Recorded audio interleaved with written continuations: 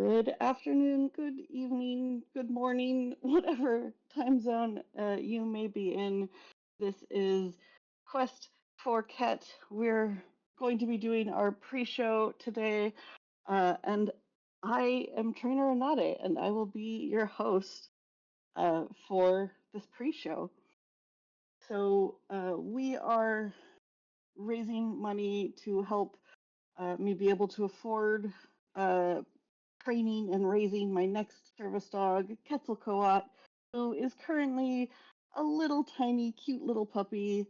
And I mean, obviously, puppies are cute, but that is an important factor because we already have an incentive open. If you want to type exclamation mark donate in chat, if we can get $100 total before the pre-show is done, I will come on camera with the puppy and you can see the puppy live get pets. So, I mean, I don't know about you, but I always enjoy seeing puppies get pet. We also have another incentive. What's going to be happening is we're going to have Arrya running a TTRPG, and all of our players are going to be sentient animals. And so think kind of D&D, but it's a different system instead of using Dungeons and Dragons. And one of the main mechanics of the game is that there are dice that are used to either help the players or help the DM, I don't want to say harm the players, but make it more difficult, make it more challenging. And so that's another thing you can do with your donations is if you donate either $6, $8, $10, or $12, and then in your donation comment, you share who you want to give it to, that will give a dice to the player you mention. So if you say you donate $8 and you'd say, I want this dice to go to Cell or Cell's character is Plotter, which we'll see all of that in a second, don't worry. Then Cell would get an extra D8 to roll to make things better and have a higher chance of success. So we have a couple of hopefully kind of fun incentives going here for the pre-show. We also have, tech issues because what event isn't, real without tech issues? But that's fine. We're getting them figured out. We are doing what we can. And yeah, chat, how are you doing? Are you excited?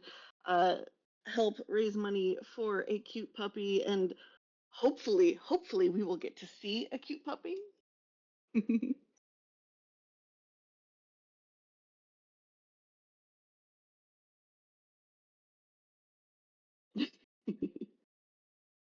Thank you so much, BD.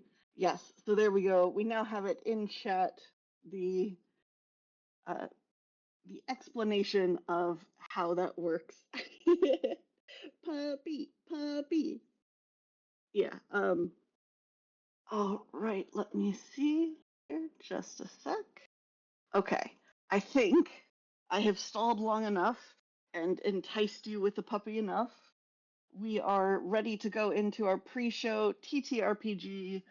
Arrya is our game mistress. selcouthmind, Rio, Friday, and Kasaki are our players.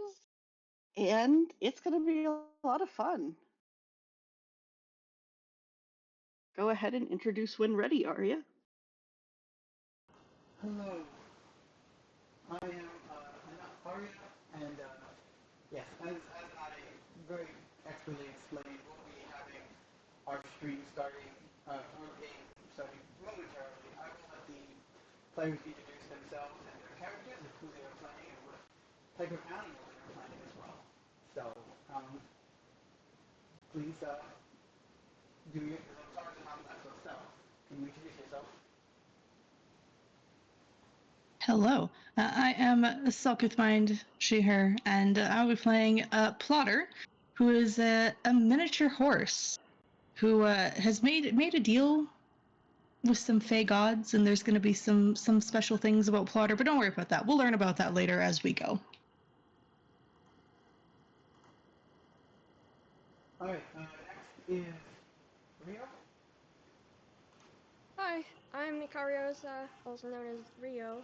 I go by she, her pronouns, and I will be playing as Dr. Floppykins III Esquire, who is an orange cat who really lives up to the name of being an orange cat, and so do I. Alright, next is Friday. Hi there, I'm Friday, also she, her pronouns, and I will be playing Flog, who is a fighter alley cat.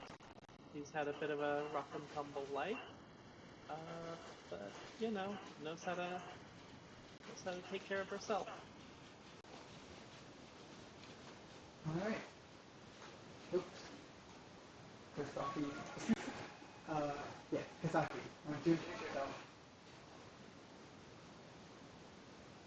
Yeah, I'm Kasaki. I'm playing Queenie. I am a rat who can control other rats and do weird things with those rats. It's a fun time. Alright, apparently there's some audio issues with some lights. Hopefully we can get those resolved.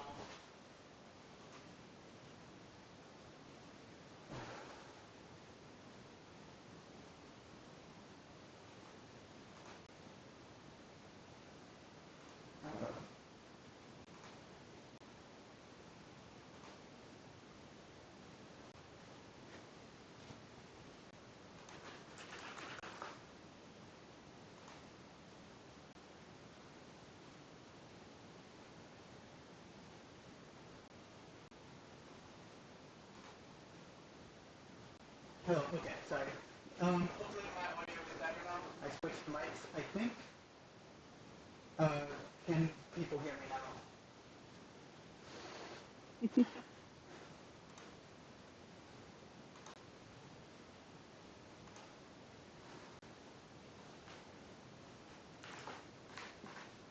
Listen, it wouldn't be an event if we didn't have tech issues. That's how it goes.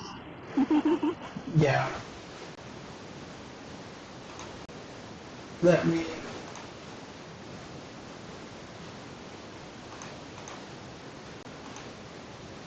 Okay. Is this better? On the mic? I think I forgot it.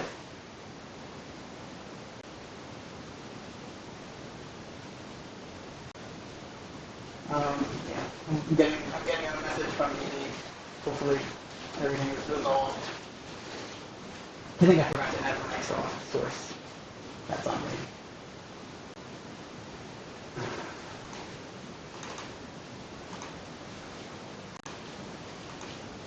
One more try. Sorry about this complication.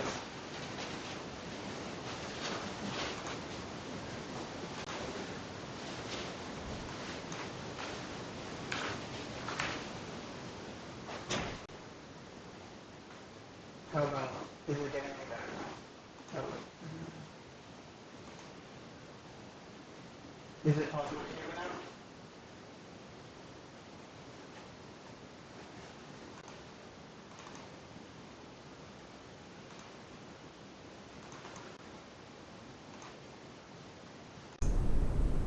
Is this better?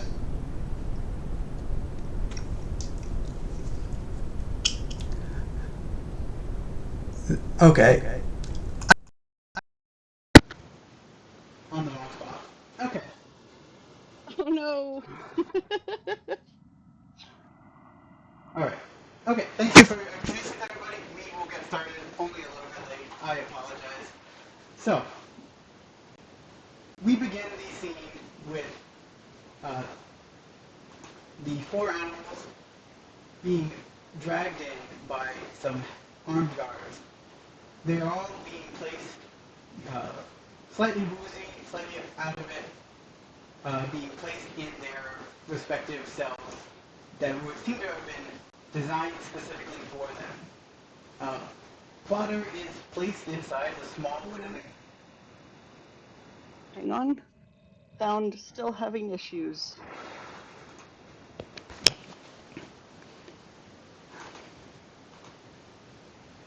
All Oh wait, right, is Text that Haunted. is that We can do this. is this better? I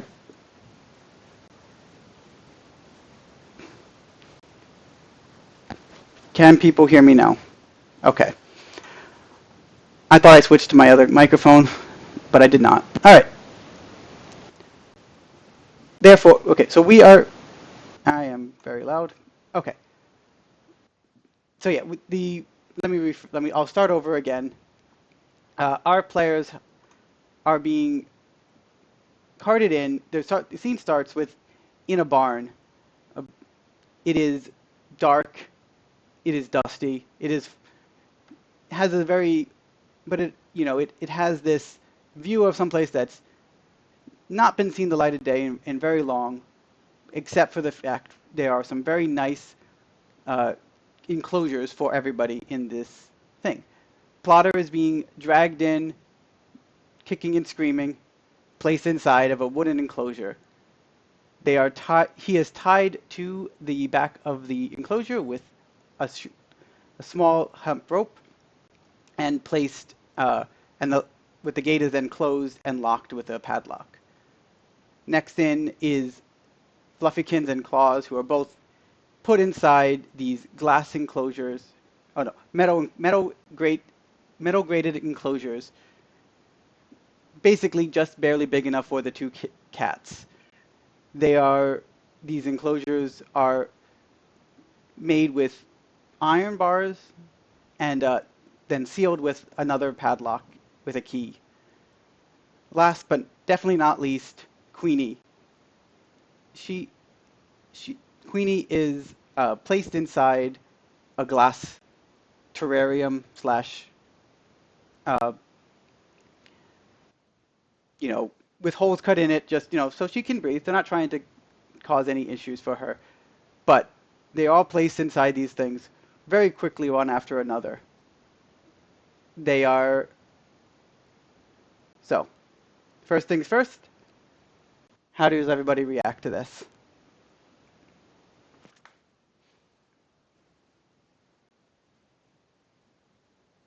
I think Claus is she's quiet and furious, just seething with anger, but it's like it's a cold anger waiting to see the first like opportunity, sign of weakness, anything she can take advantage of.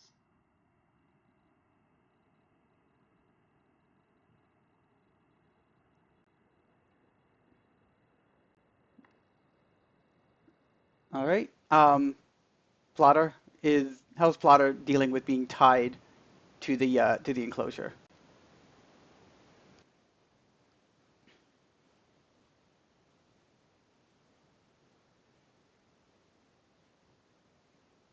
Hello, I am muted. He is looking around at everything that's around him and very much is aware this is not the first time he's been in a situation like this. He'll figure something out. Fluffy, Dr. Fluffykins.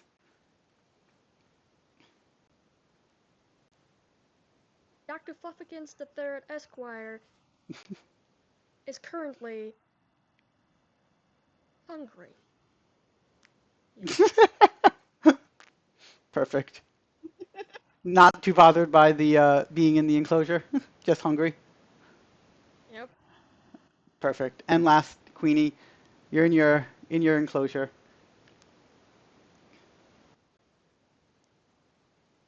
Honestly, this terrarium's probably the nicest place I've ever lived.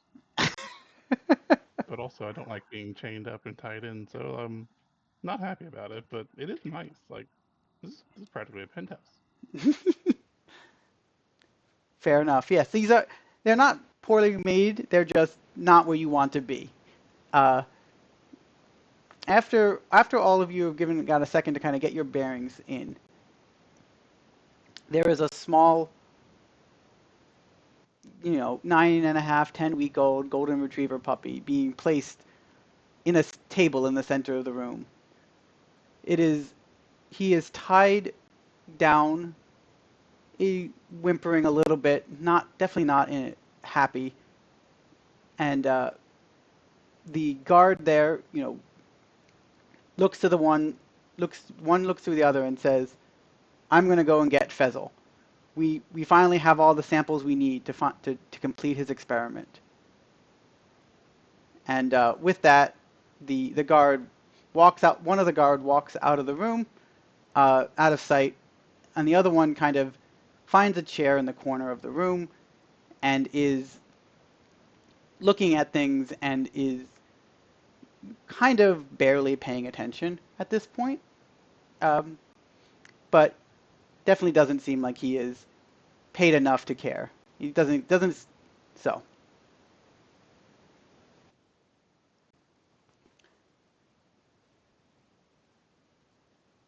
So, do we have any of our equipment on us, or was that all taken away? You're an animal. You don't really have much in the way of equipment. But Oh, okay. Sorry, I was looking at the character sheet and there's a oh bunch yeah, of yeah. stuff Oh yeah, listed. oh yeah. Claus does have some stuff. Yes, Claus has her stuff. Yes, she has her. Okay. Yes. You. They keep You're the only one with equipment. I forgot about that. Okay. That makes sense. So we're like tied up still? Yeah, they're not. They didn't when they dropped the puppy down. They did not leave anybody Okay. else. They did not touch you. But yeah, you got the impression What are that we Yeah, what are we bound with? Like you're what's the not material? Is it like you're not bound. The animals. Once you're in the craze, Oh, the cages themselves are the protection to keep you in thing. I mean, the only one who is got it. bound specifically is Plotter, which is just like a tight, like not a tight, like the kind of a rope that you use for horses. That you would a lead. But no one else is specifically tied. Okay. And And yeah, do we know each other from before this, or is this the first time we're meeting? you have met each other before briefly. I Okay. mean, you work. There aren't that many of the animals of sentient animals. But you've been Mhm. aware of each other. Okay. I think unless anyone has something else they want to do, Claus is going to like on the metal of the cage farthest away from the human and kind of use her body to kind of hide what she's doing. She's going to take out I guess one of her throwing stars and start clanging it against the cage to see if she can get the human to come over. So you're Like trying to make a attack. weird noise. You're trying to Yeah, attack make her. a weird noise. Yeah. Oh, okay. And trying to track the kids basically away from. I want to make sure I understand it. You're trying to throw the stars away from the cage, trying to take them, distract them in a sense of not towards the cages, but away from No, it. no, no, no. I'm not throwing them. I'm just like tapping them to make a metallic sound that like a cat couldn't normally make to like see if I can get the human to come close enough to do something. Okay. Yeah. So why don't you put together a roll for me with that, trying to make sure that you get the Okay. guard's attention. So Okay. Gonna have to help me through yeah, this. This is my first time. yeah. So you look at the distinctions, and then you're doing choose one of those. Then the attribute will probably be bold for this, because you're trying to do something Okay. kind of, and then probably fighter or rogue. Um, so you put those Got it. dice together, and then you would make those rolls. Yeah, I mean, fighter is obviously the more attractive die being a 12, but I think it makes more sense to use rogue. Yeah. So I'm going to put an 8 in for rogue. I'm going to go with stray cat. This feels like a very, Claus grew up on the street and is like, okay, this human's a chump. I'm gonna do what I gotta do to get out of this place. Mm-hmm. It says 8 or a 4, and I can gain 1 PP Well, if I do a 4. no, but the 4 is if Right? it's a hindrance to your thing. Oh, This is so mine are all hindrances, right? they're all positive or negative depending on the situation. So Oh, okay. so So in in this this case, case, I it's a guess it would positive. be a positive. Yes, it's a positive. That makes sense. Yeah. Okay. And then, so that was my distinction. I had my role, and my attribute you said was bold. Okay, Mhm. so that's 3 8s and checkbox. Yep. All right. Oh, that's a terrible roll. Claude nailed it. Okay, and now, yeah, So you tell me what happened. yeah. So you rolled. So Claus rolled 2 1s, which is failures. So I get to take both of those 8s into my Doom pool. Friday, you can get 2 plot points, Okay, and but so you only have a 6 as your total to get this happening, and but we amazing. yeah, but I will roll my dice for the Doom pool, and the guard gets there is a scene complication of guard present. Um, but in this case, it um, which isn't really relevant for this one. So this is just it's not. I'm not gonna have a high roll either. You might actually beat me. Okay, no. So you're making the sound, and Mhm. the guard. Uh, I mean, the sound is definitely made, but it is not as quite as loud as you would want it to make it, and it kind of just the guard does not kind of get where it's coming from, and is now just kind of looking around. He was, before the guard was uh, aware, he was present, he was sitting, basically kind of like polishing his sword and stuff. But with these weird sounds, he's a little bit more alert. He's a little bit more on edge. Uh, so in that case, I'm going to increase the complication of the guard to an 8. Does anybody else want to? So while that was happening, or after that was done, who do you want to go next? Does anybody? Good question. I think I'll pass to Plotter.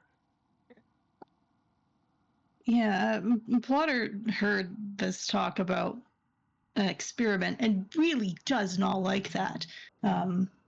Having survived some pretty harsh conditions before, he does not like the sound of an experiment, and so he's going to try and get himself loose from this rope that he's tied to.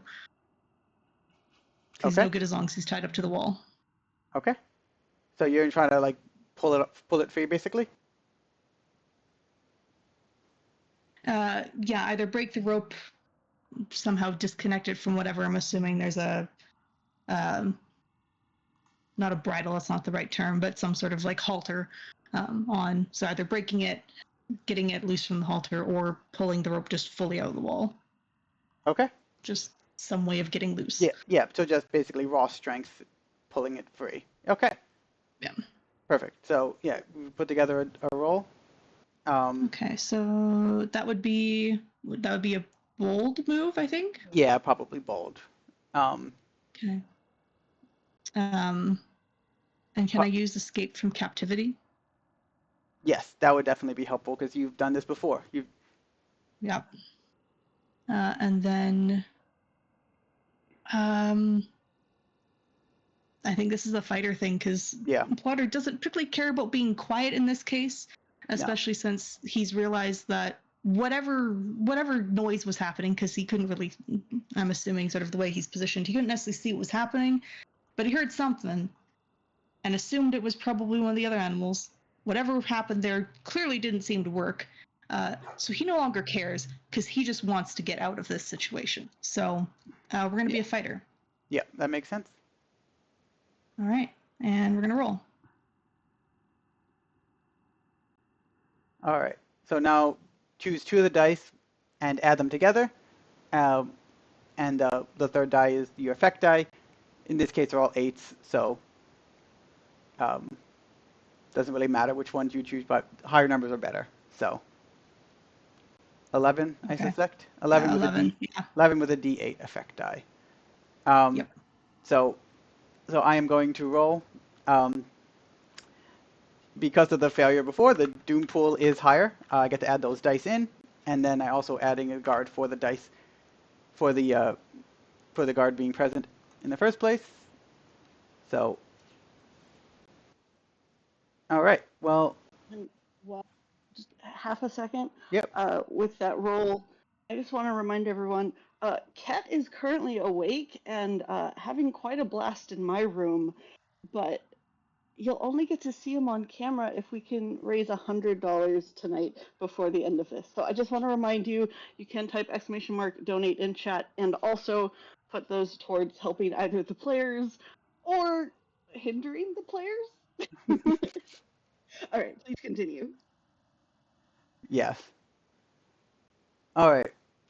Well, that is unlucky. I beat the number by exactly one. Um, Oof. yeah. So because I got 5 and a 7, which I add together, that'll be a 12. Beats beat your 11 by one. So you are.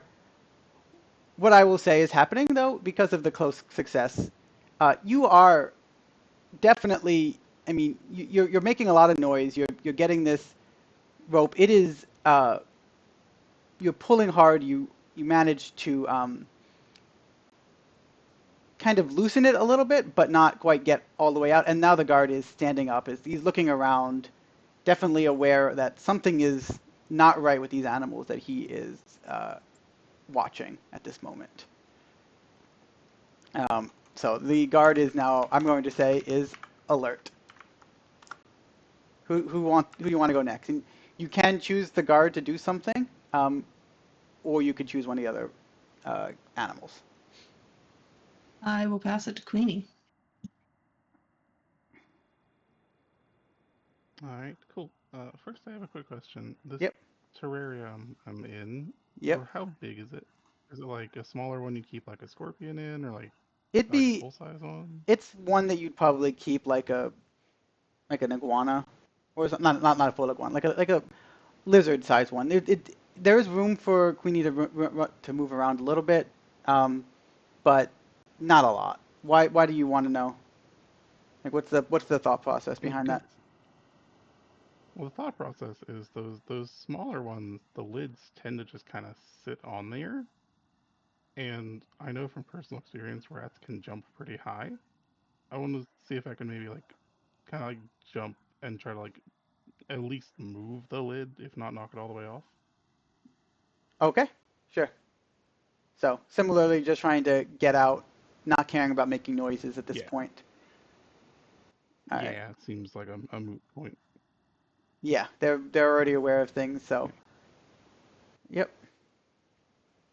So yeah, Okay. but So I would say that probably falls under city rat of the three. probably. Um, Mm, yeah, you've done this. Well, probably that's the most one. okay, so 8 there. Um, I feel like this sadly also falls under bold, which is not great for me, but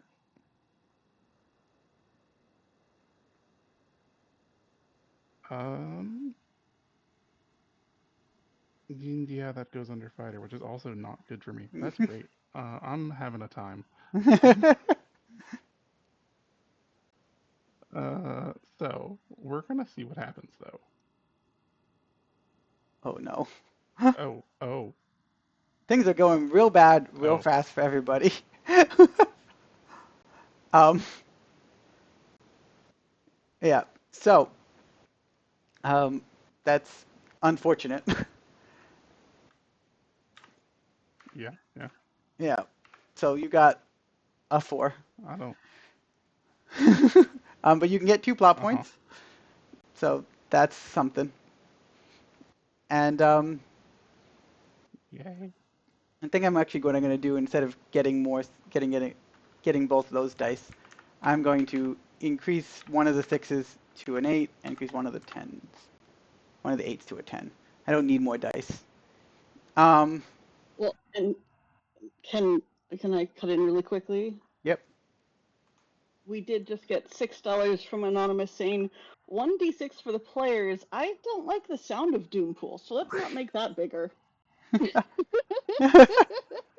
Thank you so much for your donation, Anonymous. And they didn't specify which player, so I guess, Arya, do we leave it up to... Leave up to the players. Who wants that D6 hero dice? Remember, the 6s can be rolled after. If you want to see what I roll before you do this, to see if a D6 might help, because there's always a chance that I roll all ones on this. So, if yeah, that's terrible. I'm sorry. I don't think this was helping this no matter what we did. Yeah, It's a yeah. situation. So, who do you want to give the dice to? Does anybody have a? Do people agree on who should get the dice? I mean, I guess I'm up next. I guess I could try to make it Yeah. fit. Yeah. All right. Yeah. Yeah, I think it's a Rio. Okay. Hmm. Perfect. So yeah, let's give that to Rio because things are about to go bad real quick for the players.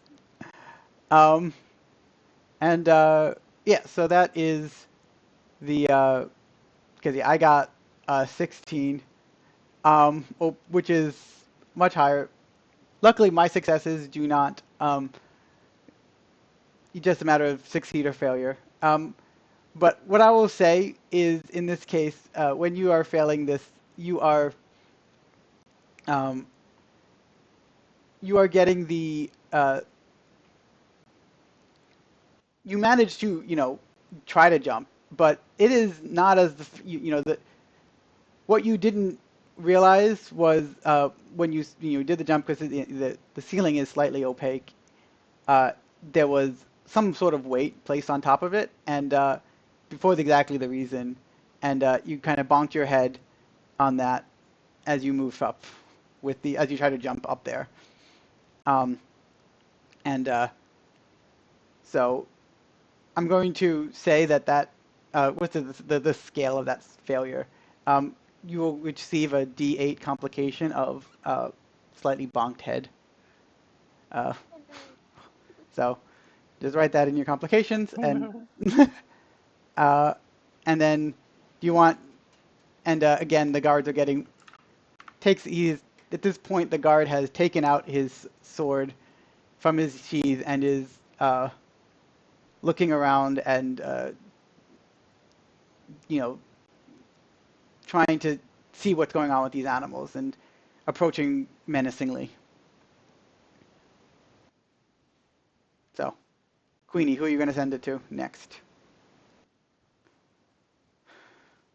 I'm gonna toss it over to Dr. Fluffykins in hope that something good can finally happen.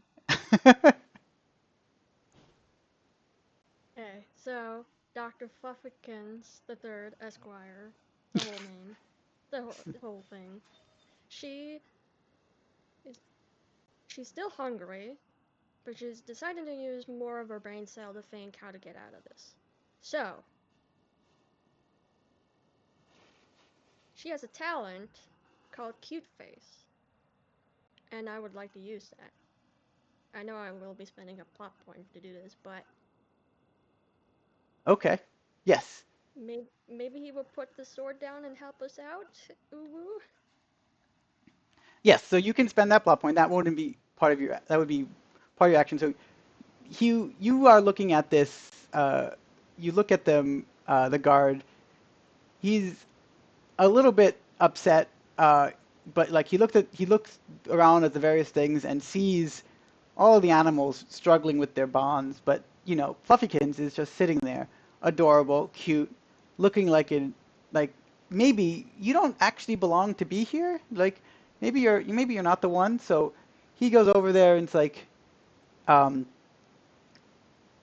he's confused why you're there and just like will undo your things, like, just like overwhelming sense, like, okay, he is, um,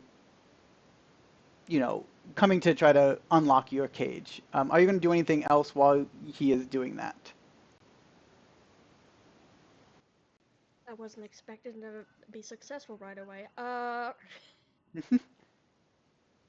mean, he's I he's walking over there, yeah. he's walking over.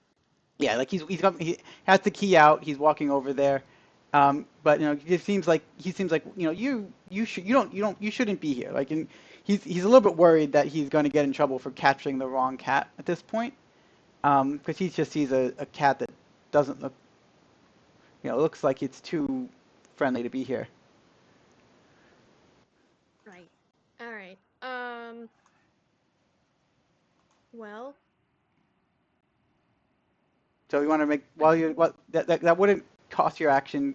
Using the plot point, using the talent doesn't count as an action. You can still do a roll of some sort to try to get something accomplished. okay.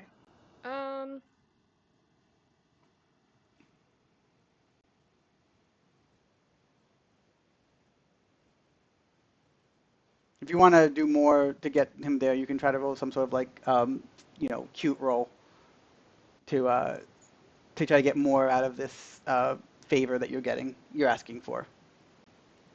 Uh, yeah, sure. Let's do that. So I roll an 8. What should I roll? So you roll the uh, orange cat because you're trying to lean into your catness with your cute, Okay. and probably the bard would be the way you're trying to take advantage of it. And I will allow you to add your lucky kitty die as well for this. Okay. hmm So, All right.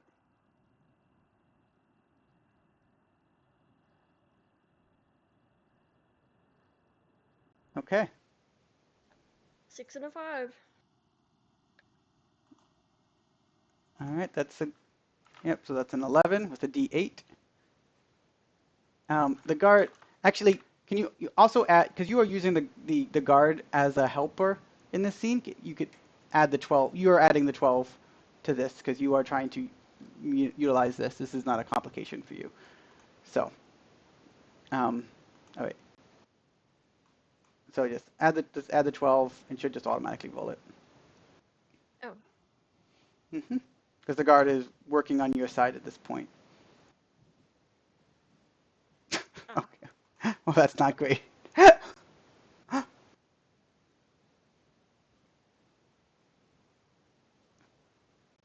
Does the hero dice help at all?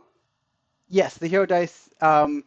Oh yeah, Fluffy, you have that hero dice. You can add. Well, the hero dice will be used if useful in this case. Yeah, because of the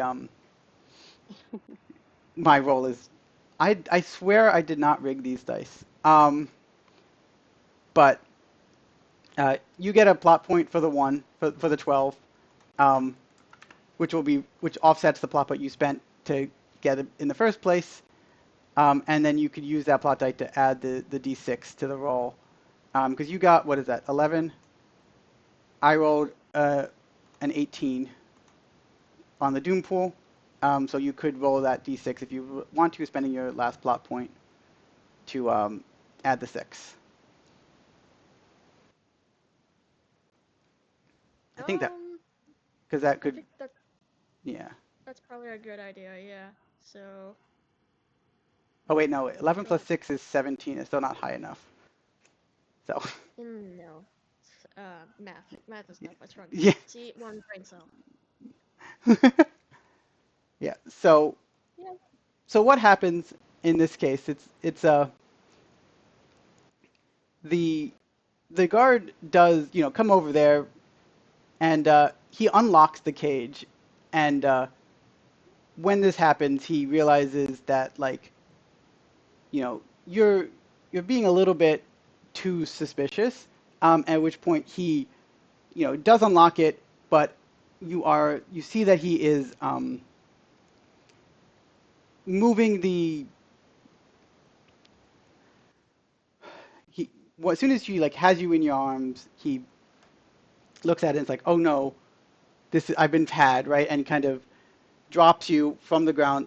You are out of the crate, but he is no longer. He is now hostile. He is now calling out to the captain to get to get some backup to try to help with this situation because he realizes that there are they need more people involved as the animals are starting as everybody is starting to continue to fight with their bonds and starting to make some more headway with things.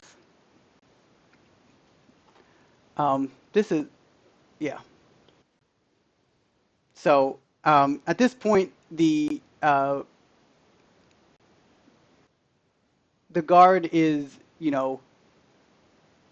taking his action, which is to call out for backup because he is trying to keep track of all four of you is starting to become difficult, and the with the crying, with the dog is barking loudly at all the noises going on around him as well. So at this point, the guard is is leaving the scene, but you understand there's very likely going to be more guards coming very shortly.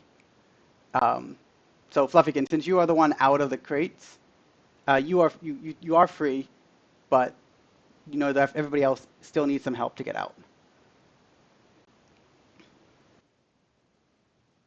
Right. I do care about these people, despite having a single brain cell. Sometimes it does want to work and help my friends. So, um,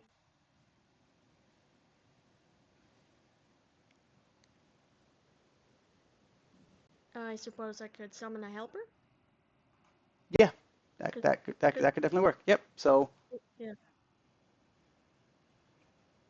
um, so yeah, you spend your last PowerPoint, and now there is um, a 2d8 extra for you that you can then use in future rolls, and you're going to try to use that helper to help free everybody else. Yes. Okay. So at this point, because the guard left, there are easy there are times you are able to uh, a small kind of like slightly elderly woman kind of appears. She's wearing a apron. She's got long curly hair, got an otherworldly non really present vibe. On her belt loop, she has a can opener um, that she uses. That can opener is the magic can opener. It opens everything, and it uses that can opener to she uses that can opener to uh, go and start working on the other cat on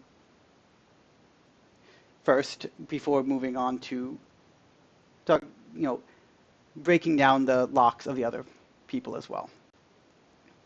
So, um, so who want she's starting to the one with the can opener is starting to unlock cages for people. So who's going to go next? Everybody is available. Um, I think, yeah, I will toss it over to Klaus.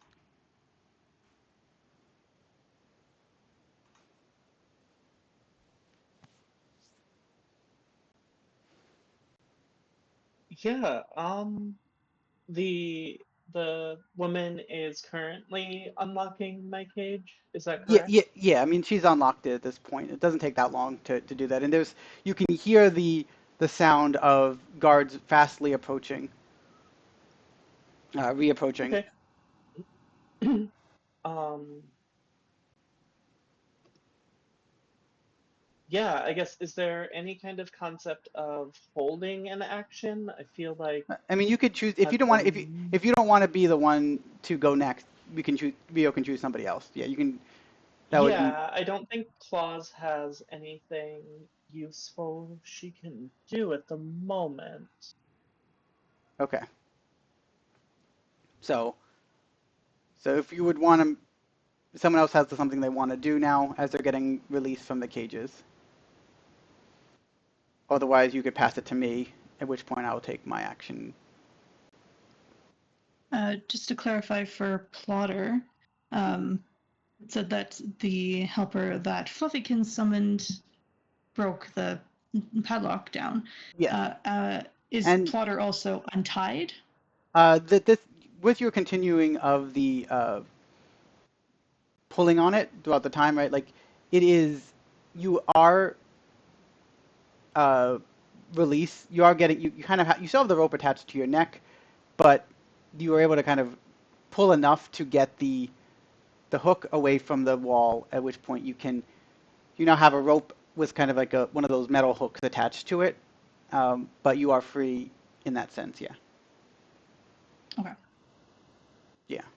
So would you like to do something then? Or do you want to wait for the Mm. guards to return? And you said the guard is gone? At the moment, yeah, but very At the obviously moment, okay. he's bringing more people. Yeah, and the puppy is also untied? The puppy is at the moment not quite yet.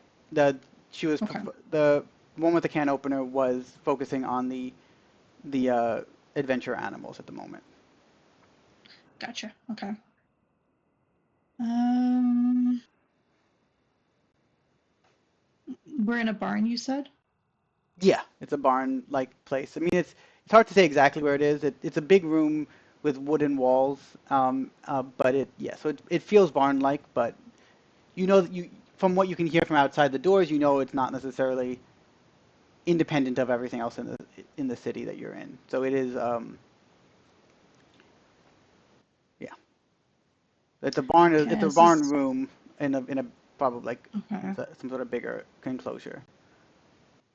Okay, so it's sort of like if a barn was built inside of a sound stage, as a random example, or a warehouse. Okay. Yeah, it's a warehouse. Yeah, and Okay. yeah, there's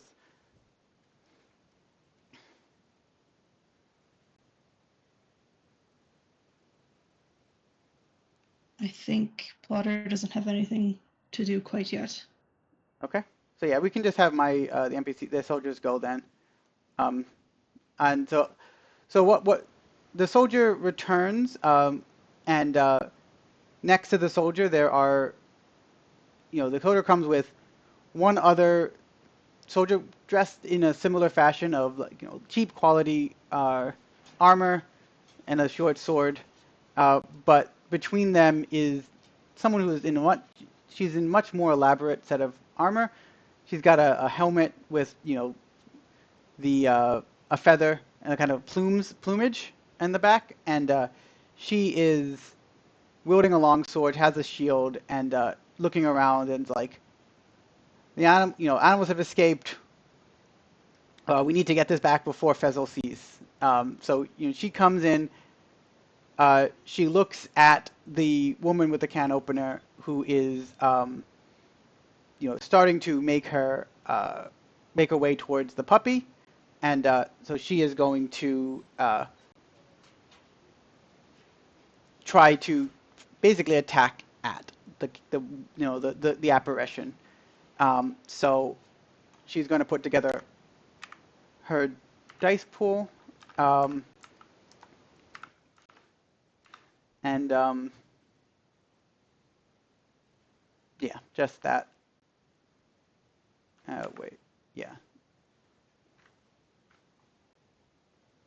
she. Wait, no, this is the dice. It's an 8. Okay, so she's put together that dice pool, and she is attacking. So Fluffykins, you'd roll for the apparition. You add the 2d8 from that, as well as you can add other traits. So yeah, Okay, so 2d8s. yep. This And would be, and you. this comes from your cleric. This is your sent from the god, your goddess. She is an avatar of the goddess. So this is a cleric ability. Okay, so a 10. Hmm. Um, Yeah, and fierce and the cleric of the one who opens the can. So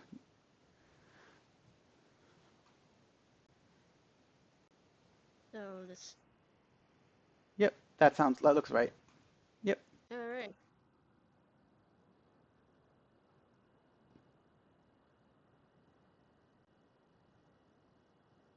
All right, finally a success. So yeah, since I got 11. Since this is a defense, the effect die doesn't matter as much. You just want to be successful. Um, but so you got 15, seems like.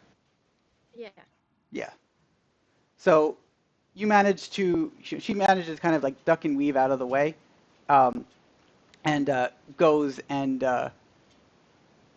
makes her move to the towards the dog, and at this point the guard captain, she's a little bit flustered and is uh, taking her, as she's trying to basically swing at a ghost. So, um, so now that the guard is here, I'm going to say that Claws can go next. Okay, and the original guard's there as Yeah, well, yeah, so yeah, there's yeah. two guards? There's two like kind of scrub guards and one bigger one captain. Okay, and the puppy's still tied up? Yes, at the moment. But Okay. the one who opens the Um, can is heading that direction, and will be probably handle that soon. okay, so Claus uh, sees that any kind of subtlety is out the window, Hmm. um, and she, still holding on to that very cold rage, she's just going to attack, and I'm going to spend a plot point to activate Feline Ferocity, which allows me to add an additional d6 and attack multiple targets with my throwing stars. Right. So I Perfect. think I So, think that's fighter. So I'll yeah. add the 6. And you'd add it for I each of the. think that's fighter and fierce. Sorry, what? You'd add 2d6 for the three guard. If you wanted to add all three, you could add 2d6 for each of the three. So Oh, for each target. Oh yes, my. yeah. So yeah, Okay.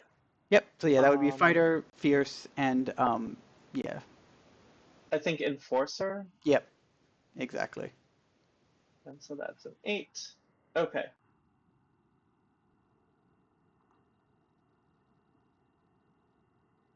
Okay. So the 3d6 are all added because that's part of the ability I'm using, right? Correct. Yes, that's why you have the extra two. Yes, that's why you have the extra 2d6. Normally that because you only can normally can hit only one. You choose one effect die for one Mhm. target.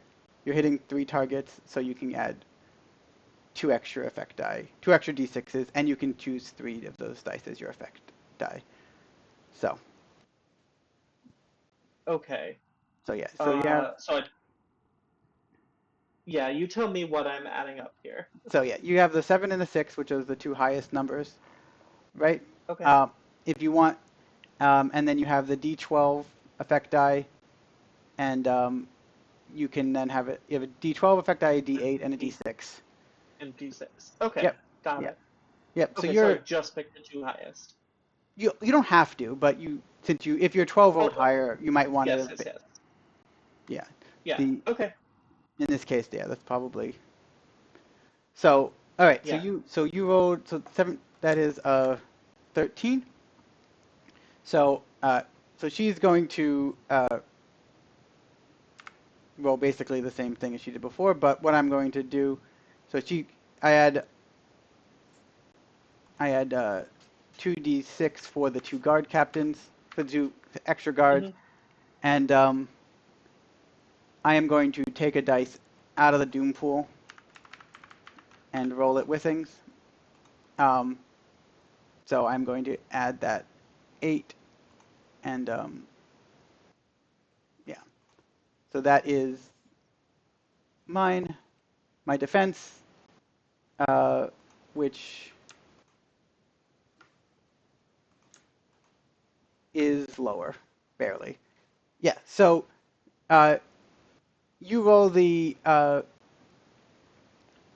so the you're throwing these showing stars at the guards, and now that you're not worried about subtlety, you show why you are the enforcer that you are, and the throwing star hits the guard captain as well as the 2 guards. The She gets a complication of you know uh, injured badly. She gets a D12 uh, complication of that, as well as the guards are being, because of your 2 extra effect die, are kind of, you injure them in a way that they're no longer a concern. They're on the ground, kind of mostly incapacitated at this point. She's still up, but she Okay. is not doing. You hit So, a. She's bleeding and she's not doing well at this point. So okay. And that means since it's in complication, she gets an extra D12 next no, time? no, you can use you. Anybody else who does something on her can use that complication against her. Can add her dice to your dice pool. Oh, okay. Yes. Oh, so Yep. that, right, that's your complication, My not complicate. ours. Yes, that's my complications. Yes. Okay. Yep. All right. So who go? I'm picking it up slowly. Yep. So who's gonna go next?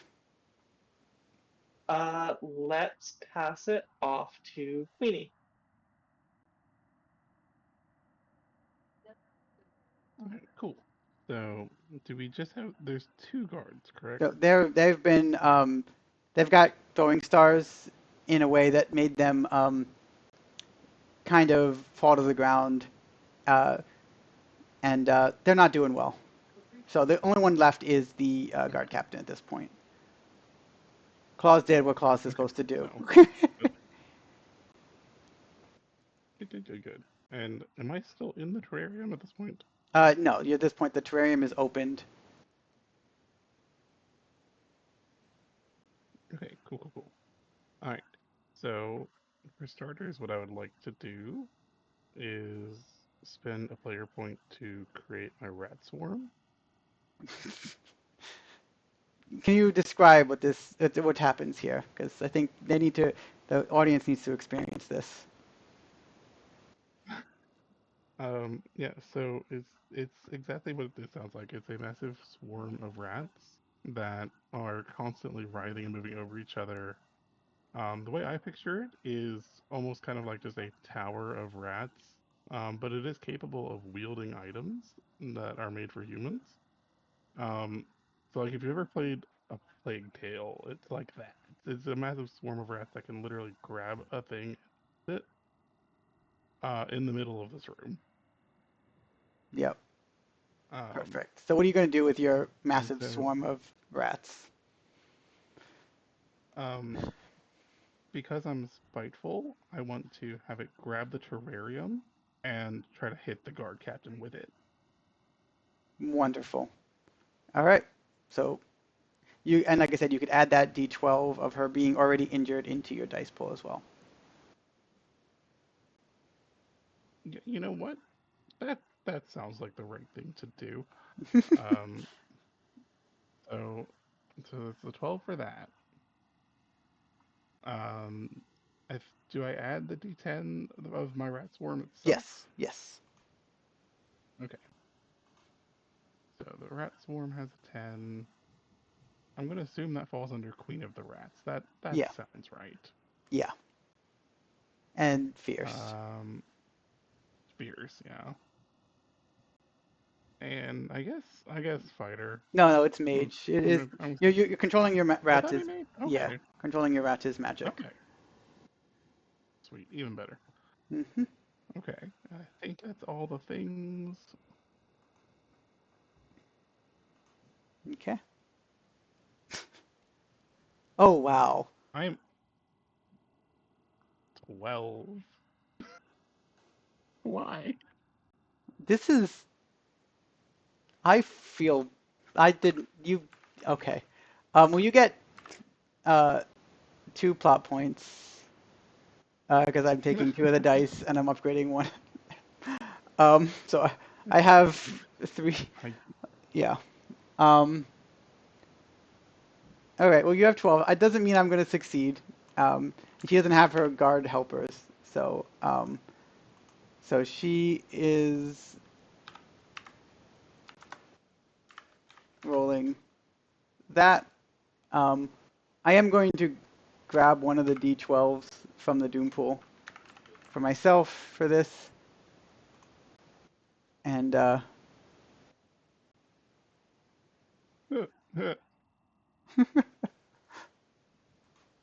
so she just barely manages to avoid the thing. She brings up her shield at the last second, and even in her injured state, she manages to rebuff it a little bit. And but it is knocked down. The glass of the terrarium is now shattered, which is a complication for everybody now.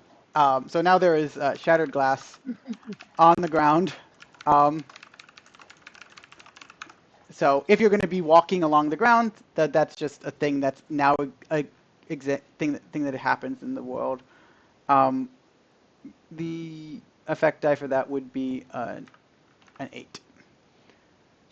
So, all right. So, you're the last one. Plotter, what is Plotter doing now with the glass on the floor? I do have a question about the glass. Given that I have hooves, which are hard, does that affect me to the same degree? No, I would say for yours, yeah.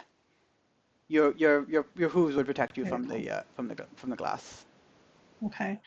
Well, I think what I want to do. Do you want to remind folks of how they could help us? Because oh boy, the dice are not nice to us tonight. Yeah, Yeah. perfect timing. So, just as a reminder, this is Quest for Ket, mutual aid event, helping raise money so I can afford to train and raise my next service animal. And you can do !donate in chat. You can also do !schedule. This is our pre-show. We are getting to see a wonderful TTRPG. Unfortunately, our players are kind of getting beat up by their dice. So one of the things you can do by donating is you can donate $6, $8, $10, or $12, and give that to one of our players, basically to help them roll better. So the higher the number, the hopefully the better. I mean, we've been seeing some issues tonight with that, but supposedly a D12 is better than a D8. If you donated $12, you said, this goes to selcouthmind or to Plotter, or you could also give that to the Doom Pool and to our wonderful game mistress Arrya. But I mean, Oh. really, she's already like destroying the players. I don't think she needs more bonuses right now. Please And the help one us. other thing is, yeah, we are at $7 total right now. If we can get $100, I will bring Ket on camera, and you can get to see the almost 10-week-old puppy not in person for you, but you'll get to see him on camera, and he'll get some pets, and so like lots of good reasons to donate. Yes. Excellent. All right. Thank you, Anade, for that reminder. It gave me some time to think. So the 2 guards are down. We've got the sort of head guard who's injured. There's glass everywhere. At this point, Hmm. the puppy is not released in the sense that like free roaming, but ready to be. The leash is held by the one who holds the can opener. Um, but Okay. like it is, the guard is still there. Okay. But Then Plotter will spend a player point to do mind control, which means that I will open my enemy's mind, being the head guard, to the power of the Archfey to confuse and frighten them. okay, yeah. So you're gonna spend the plot point to make them run away. Like, Yep. all right, perfect. So that is a great way to end the scene. You have that, so spend the plot point, and so Jasmina, she sees the situation unfolding not well for her. I mean, it was especially with that terrarium, she barely missed it. She is a little bit concerned, and when she sees that image of the Archfey in her mind, it's just the last bit for her, and she is frightened. It and she runs out. While that's happening, I'm going to spend one of the D10s from the Doom pool, and as part of her fleeing, she knocks over uh, this lamp that she was carrying. She drops it, or she drops the lamp that was on the table, and a fire is opened in the middle of the room with two of you on one side, Plotter and Claws on one side of it, and Fluffykins and Queenie on the other side. The puppy is, above the fire, and it's not incredibly, it's just so there is a fire. It is, and this is the fire is breaking down in this, and you both are on opposite sides of it. Can you say again who's on which side? Because you Uh, kind of cut out, at least for oh, me. oh, Plotter and Claws are on one side, and Fluffykins and Queenie are on the other. And Queenie is still in their rat swarm at the moment. So, who do you want to go next, Plotter? Is everybody's available since you were last? You can Okay. choose. You can choose yourself. I have just a clarifying question about, I guess, being over encumbered, to use the best term I know. If, say, I were to have any of the other animals jump on my back, would that slow down my ability to move? It would be a complication. It really would depend on what you're trying to do, right? Like Okay. they're not that heavy. No, we have no heavy animals here, so. Okay. And with the fire dividing the room in half, which group of us is closer to the door? I'm just gonna roll a d6. You get evens. Okay, so you are closer to the door. Okay. Your side is closer to the door. Okay. I'm going to ask one more clarifying question about my about abilities, because I see there is a dice number beside them. I don't have any more plot points. Can I still use an ability and Yes. instead roll for it? Yes, Okay. you can. Yes. Okay. And then one of my abilities has just area effect with That's no the. clarification. Oh, does it say that? I will. Yeah. That's the same thing that Claus did. That's the add the d6 for each additional target. Okay. So. Okay. Cool. Well, Queenie still needs to get out of their enclosure, so Queenie's turn. Well, Queenie's out of the enclosure in the rat swarm. Oh, in the rats. Okay. Anyway, rat swarm, go. Okay, cool. Rat swarm. Definitely been effectual thus far. So So really, the biggest problem right now is the room has fire and glass, and we're just trying to leave, if I'm understanding you Right. correctly. Correct. Yes. The guard has left the room in fear. There's fire. It is separating the room. So you are on the other side of the door from the fire. Uh, the and the puppy is between between the two of you. It is on the kind of like the fire is basically underneath the table that is that they're standing on top of. Um, it's a metal table, so the table is not at risk of catching fire, but there is a fire that you have to get through with the puppy. Okay, so just taking a glance around the room, I don't know how much these villainous people value OSHA regulations. Is there a fire extinguisher of some form or kind anywhere? Um, I will say you can spend a plot point to create an asset of fire extinguisher. So, um, yes. Sure. So it will be a D6 asset for you, fire extinguisher of some Okay. sort. It's some Okay. fantasy fire So extinguisher. It's how they deal with fire. So, magical fire extinguisher. yep. Yeah. I gotcha. Hmm. Okay. So, if I have that, I'm going to try to put out the fire, because that feels like a bad time. Yep. Because I feel like my rat swarm should be able to use it.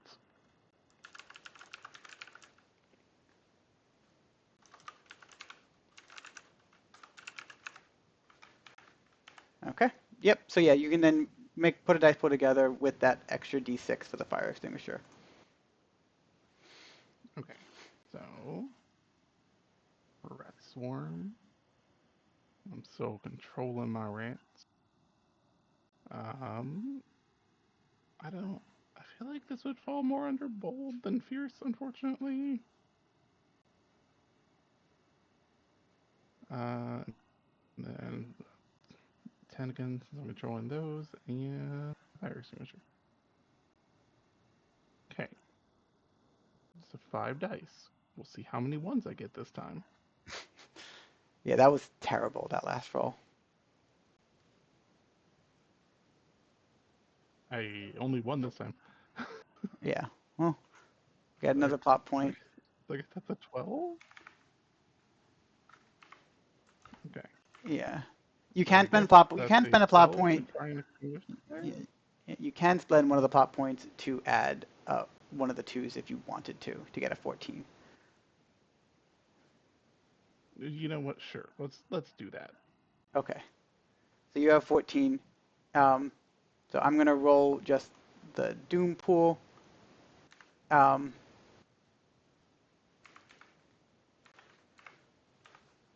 oh no, I'm rolling against the complication, so it is D10 and oh yeah, no, add the doom pool. Yeah. So 8. All right.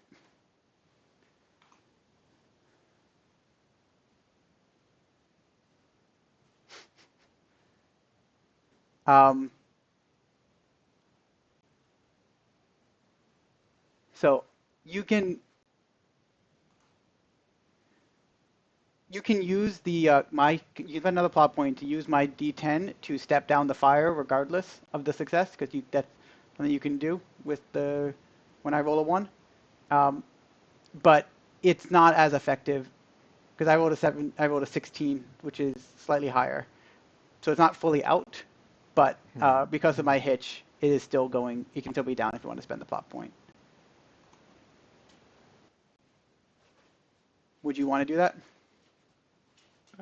Did Sure, I have a fair number of them, and I Yeah. keep rolling ones to replenish them anyway, so why not? Yeah, you're not doing well on that. All right. So yeah, you are not doing so well. The fire is getting down a little bit. It is not getting, and the important thing is what you're able to do is you stopped it from getting any bigger, right? Like it is under control. It's just not gone. So who's going next? Okay, okay. I will pass it to Dr. Fluffykins the Third Esquire, who I believe is also on this side of the fire with me.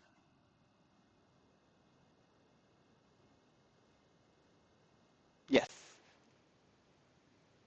Alright, so is the one who opens the can still around? Yes, she is. She's holding onto the puppy at this point now, standing on top of the table. She's looking flustered, like uh, looking down, concerned at the fire, but has the puppy in hands. Okay, well, Dr. Flopkins the Third Esquire is a doctor and an attorney, allegedly, but not a firefighter. So, what should we do? Hmm.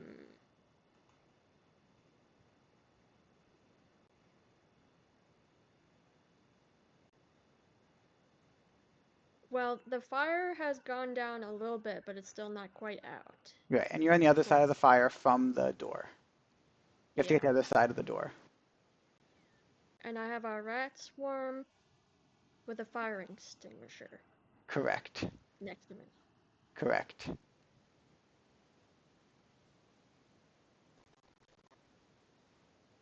Hmm. Well, while you think, can I say something? Yes, please. All right. So we did get a wonderful donation, $15 from Fletch, saying, "I have a message for Ket. Bark, bark, bark, awoo, bark." Thank you so much for that donation. Ket is currently sprinting around, playing with his toys. So I guess that's his response. His puppy says playtime, and that also brings us up to a total of. Let me just make sure. Um, we're at a total of $22, I believe. Uh, so $78, and you get to see the puppy on camera. Thank you so much for that donation. I appreciate all of it. All right. Has Fluffykins found the brain cell? No, it's still on loan. Oh, that's fair.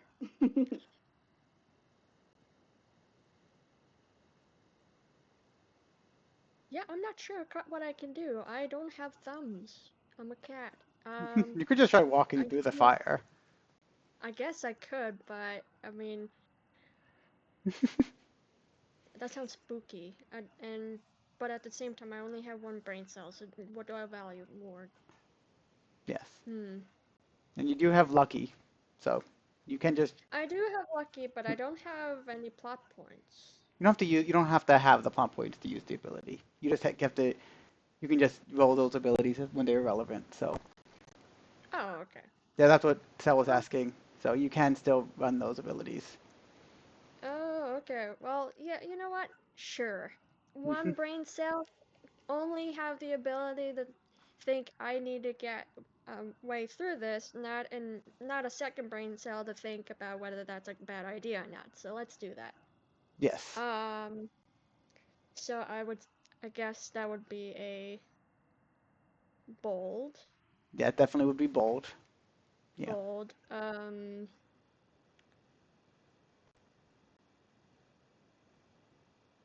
What would it be for rolls? Um, Either fighter or rogue, your choice. I would say if you use the rogue dice, you will get an extra plot point because it's the D4. I think I forgot about that roll if someone else rolled it. But yeah, so that'd be you can use the fighter or the rogue. Honestly, the difference is not that much, so I'd rather get an extra plot point. So let Okay. me just clear this. Yep. So we're doing 10, very bold. 4, not so bold. Um, orange cat. Yep. Would that? Yep. That probably would be helpful because the whole point he doesn't realize the danger of the fire. Yep. Yep, and then the 10 for Lucky Kitten as well. Ooh, yeah. Mm-hmm. All right. Wish me good luck. Yep. Ooh, yes, 17. Looking good. Yep, and you get the extra. Don't forget to mark your plot point. Yep. All right. So, see, I have my the doom pool plus the fire that you're trying to walk through, and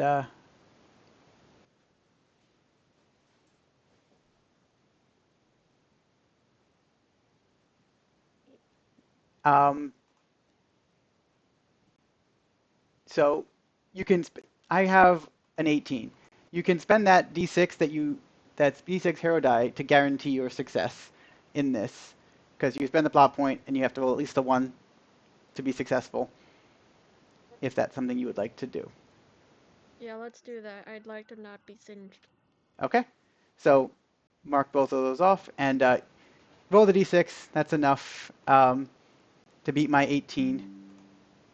You got, yeah, 13. No, wait. 20. So Fluffykins manages to just by pure, the flames are not everywhere, right? That's how fire works. It's not, and just kind of walks casually to the other side of the fire. That is very orange of me. So now Fluffykins is on the same side as Plotter and Claus. The only one left on the other side is Queenie. But yes, who's going next? Um,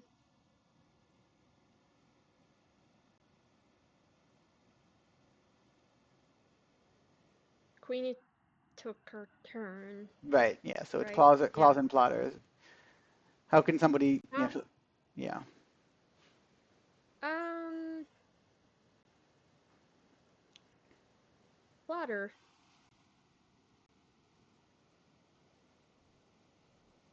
Okay. How tall is this fire? It's like 3 feet or so.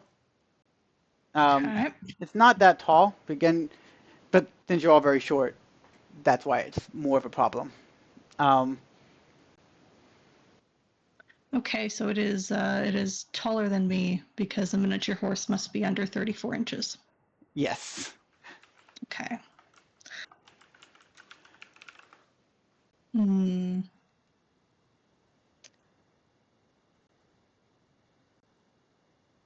Yeah, so I mean, but, that doesn't, yeah, so it is slightly taller than Plotter, but only barely. And again, you can just walk through it if you want to try. Worst thing that happens, you get a little fire on you. Oh, I was gonna jump over it because I'm a horse. Okay, go for it. Um, jump over it and because Queenie is small. I'm assuming Queenie is the smallest of the bunch here. Yeah. But also we have the puppy in the middle. Wait. Oh no, I meant to say during because Fluffykins is controlling the one, as Fluffykins was passing by the one who opens it, she managed to kind of follow in the path of Fluffykins and was able to take the puppy, and the puppy is on the correct side of the fire as well. Okay. So it's just Queenie who's on the other side. Okay. Yes.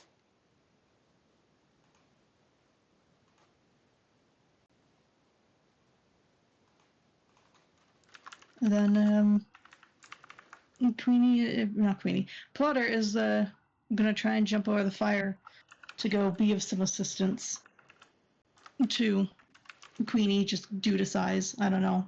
Can jump on me and jump over or I something. I mean, don't know. you could Queenie can figure it out. you could I will say, you would be able to you could try to roll to get there and back for your roll. Okay. If you want to try Well, to then that's basically get Queenie onto you and then run back. Not gonna make that take 2 actions. There's no reason for that. okay. Then yeah, let's do that. Of try and get across the fire, grab Queenie, and get back. Okay, perfect. Okay. So, um, Because I'm jumping, I think that would probably be miniature horse. Yes. Horse, and then this would be a bold action, I think, right? Yes. Okay. And this is probably, unfortunately, a rogue movement, not a fighter. Yeah, but you can use your Eldritch Strength as well to add that d6 because you're trying to, do the jumping and things like that. Gotcha. Okay, yeah. I'll add that in. All right. We're gonna roll. Let's see what we get. Oof. Wow, you guys, this is unfortunate. Okay. Trying to assist Queenie brought the curse of the ones. But you get a plot point I for have that. that effect on things.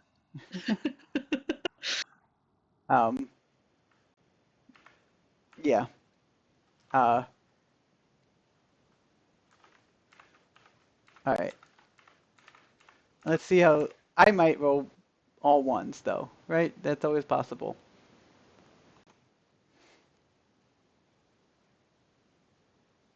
Okay. So what I'm going to say happens at this point. I'm going to spend both of my d12s out of my Doom pool to end the scene in an unfavorable manner. So you get over to the other side of the barn, and you do get a little bit singed. So you get a D.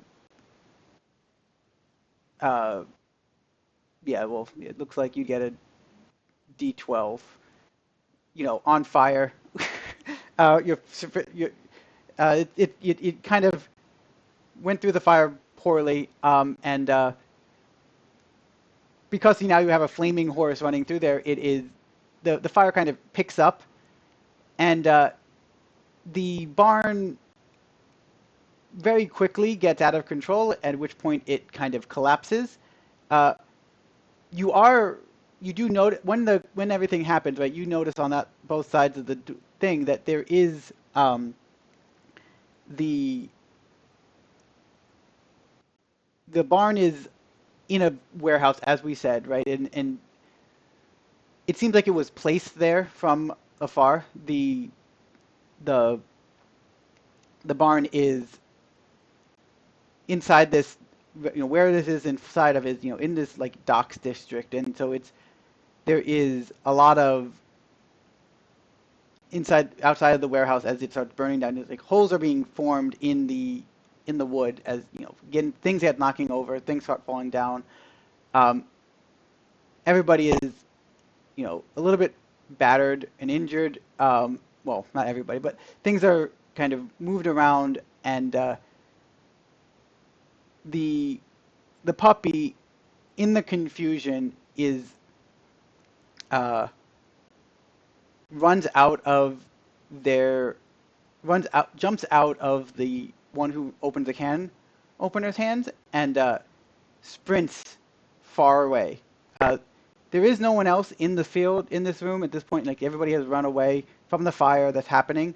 But right now you are injured, free of this scene, but the puppy is somewhere else. It's running away, and you have to. If you want to try to catch it, you'd have to move to the next scene and trying to get out of this. Again, the fire is all the glass. It's all gone. Everybody is basically now we just have a giant pile of rubble. Very quickly is what happens with all of this. So we're out of rounds at this point. You can now do something else. Am I still on fire? Yes, you have to. Someone will have to help you deal with that fire. Actually, let's just reduce the fire to a 10, please. It's not like actively, it's or burned. I guess it's better to call it burns. So, the fire is out, but it is you're not unharmed by that fire. So, all right. So, anybody want to do anything else? Now that the puppy is gone, puppy is running away. I mean, and the building is kind of rubble at this point. Okay, so I have a question of something I would like to try to do. Um, my entropy manipulation says that I can recover a complication for someone else if it would normally be cured by just waiting.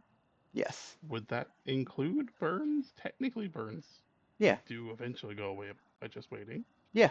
That would help. Okay, I will, yeah, I'll happily use one of my points to get rid of the fire from the horse that tried to save me. So, Perfect. Yes. Yeah. So that is perfectly fine.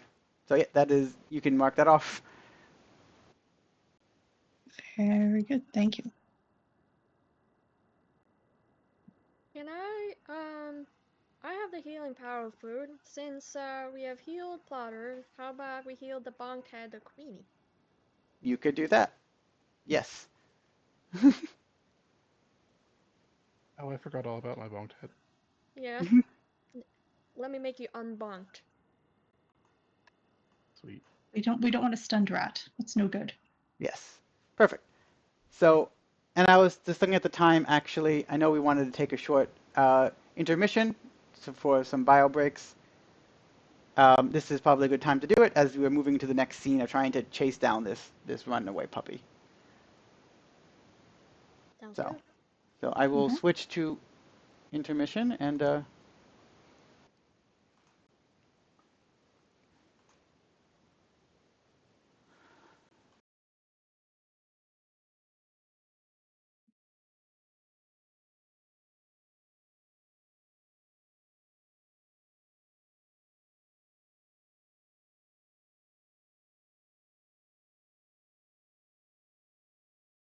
Okay.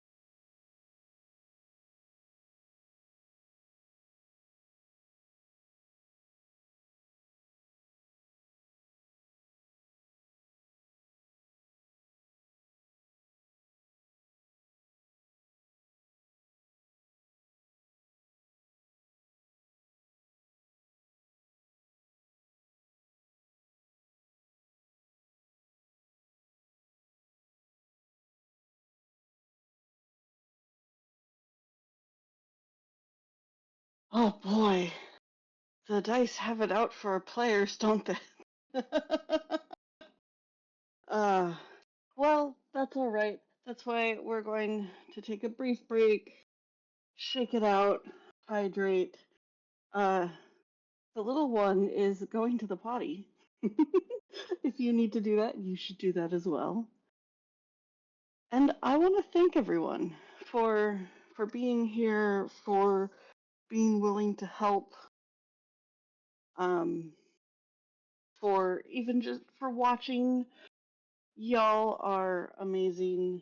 Um, this this event, Quest for Ket, is being put together to help raise money um, for for the raising and training of my service puppy.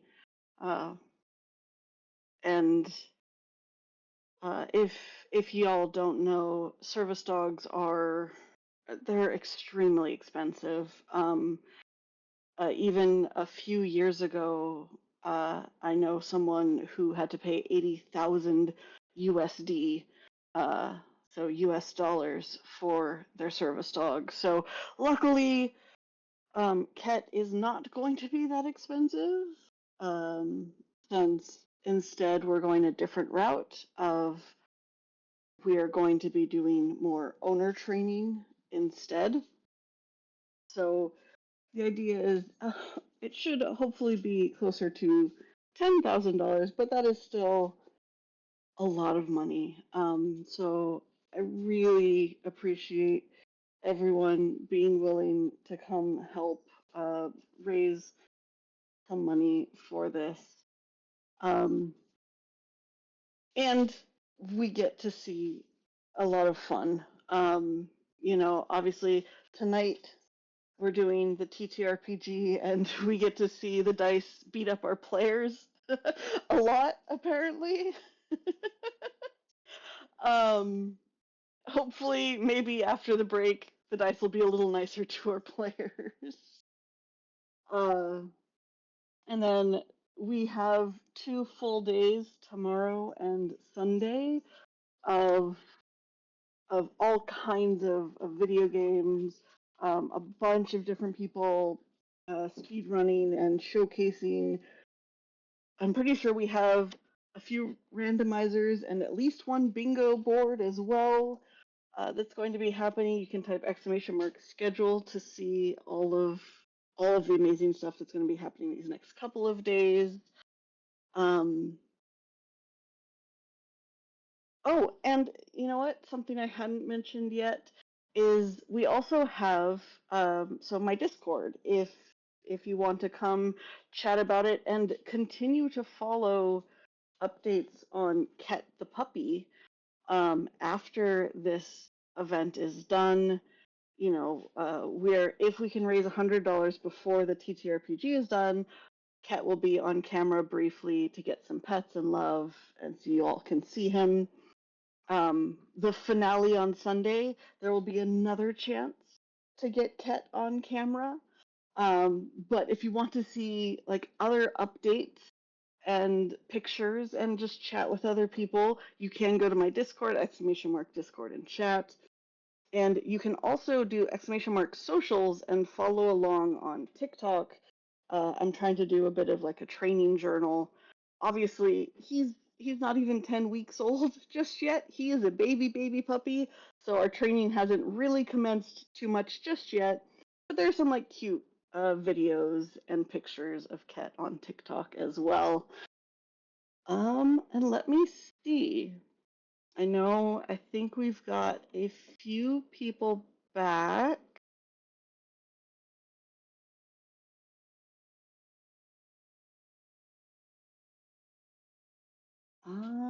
Looks like,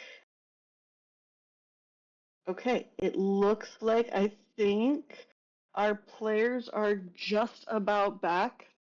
Thank you thank you for being here. Now let's cross our fingers, or I guess they're all animals, so cross our paws, that the dice will be a little nicer for the rest of the TTRPG.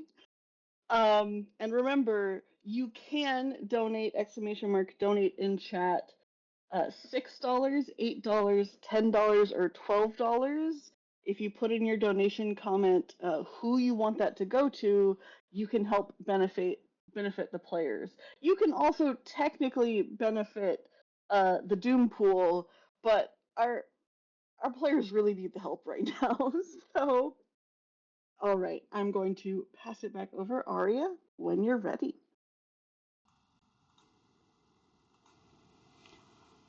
Welcome back. When last we left our animal heroes, they narrowly escaped a burning building. The fire quickly went out of control, which caused the puppy to run away. Luckily, through their various abilities, they managed to heal any injuries. So So we just have to move on, find our next path. So.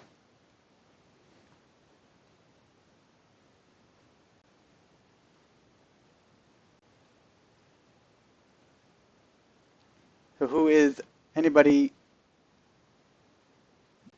going to? How is anybody going to try to find the puppy?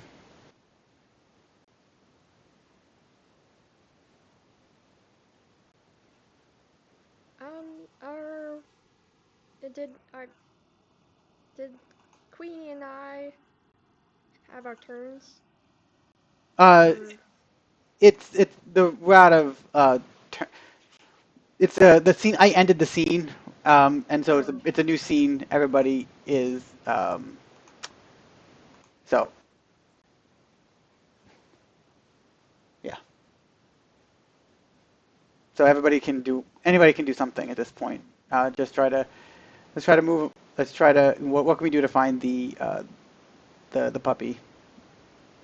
You know, there was the building that you're in. You know, it's a rather large warehouse, and it is there are lots of small places for it to hide, but it is not. There's not. There is places for you to explore as well. I mean, it. There are closed doors even outside this barn. Again, they seem like they created the barn inside the warehouse. So.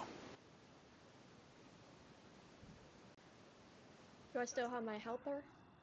No, that's part of what happened at the end is like the the the magic that was holding on to it kind of got disrupted by the fire, and the helper has been uh, wiped out with the end of the scene.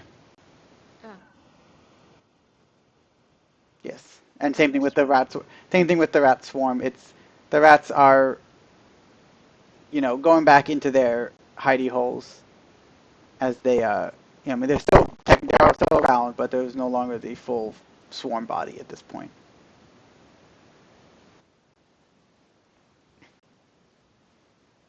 So. Um, Okay. So, okay. I have no. Go ahead. Don't worry. Okay. So, since my rat swarm is gone and dispersed, shall we say, Hmm. and I have this telepathic link to the rats, can I, like, ask around, I guess, with the other rats in the building to see if they see the pup? Yes, that is something you could definitely do.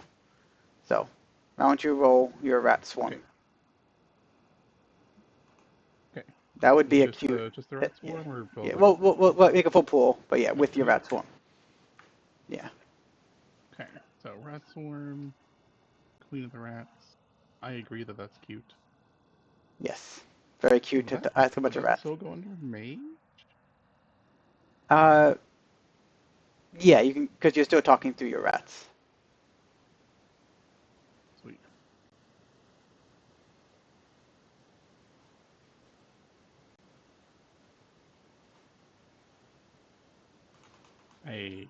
I gotta keep up the brand of at least one.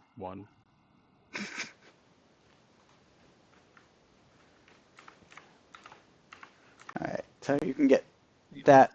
a 15? That's still really good. It was an 8 before the roll. Um, all right, so yeah, all right, perfect. So hopefully the dice are on the better. Uh, So yeah, you're able to kind of communicate very quickly through all of the rats in the building. There's a lot more than we're in the city. Rats are everywhere. Don't think about it too hard, and you're able to find these rats in the there through the rat network.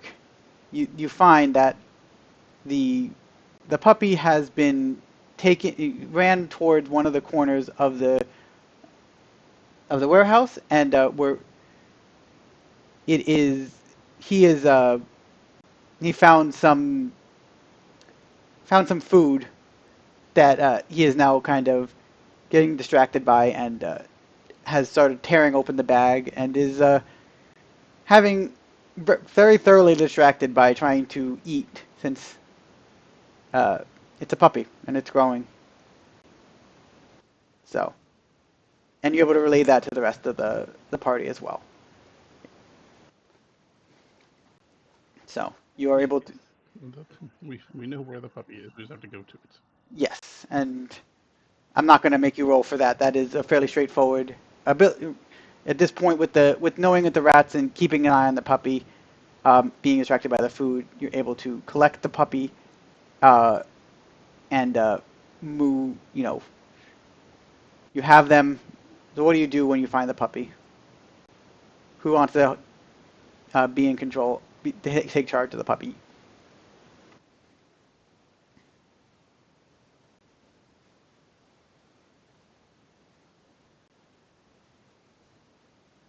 I don't think I'm responsible enough for that. I'm going to mess somebody up in the process. I think if no one else wants to, Claus will.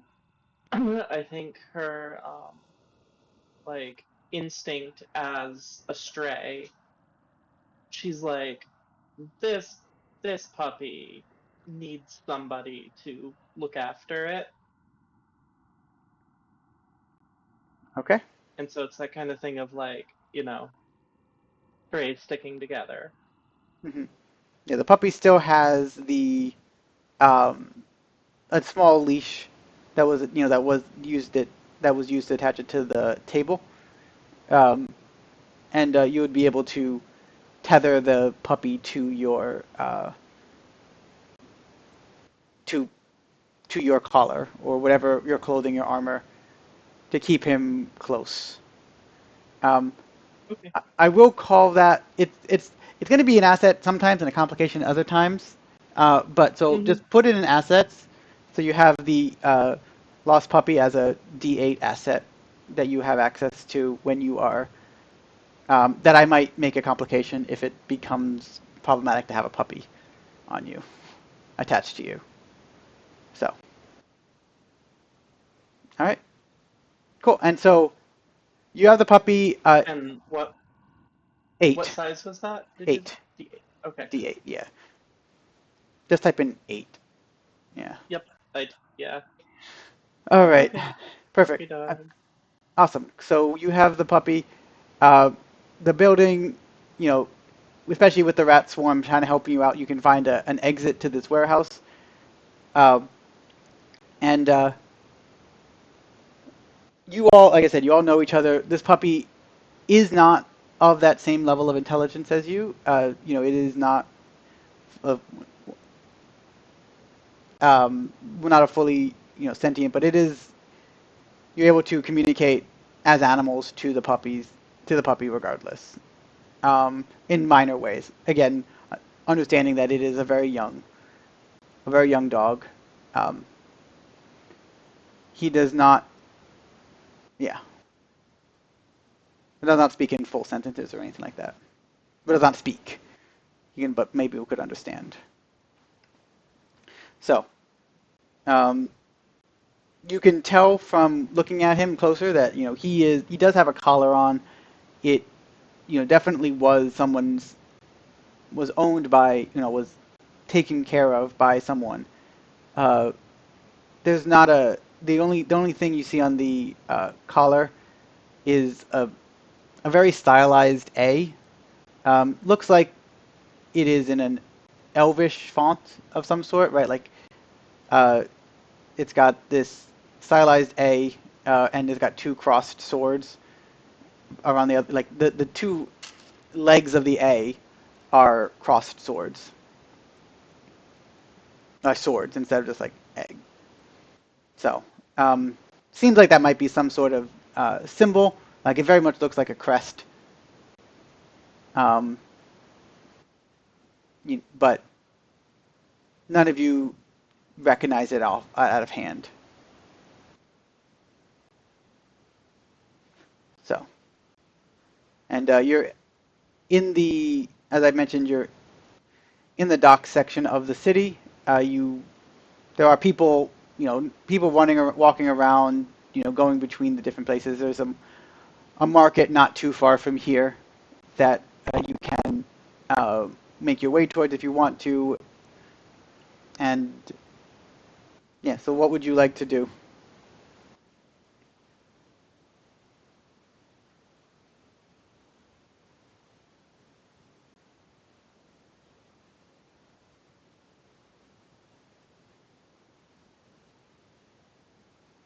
Is there any kind of like town hall where like a registry of family crests might be?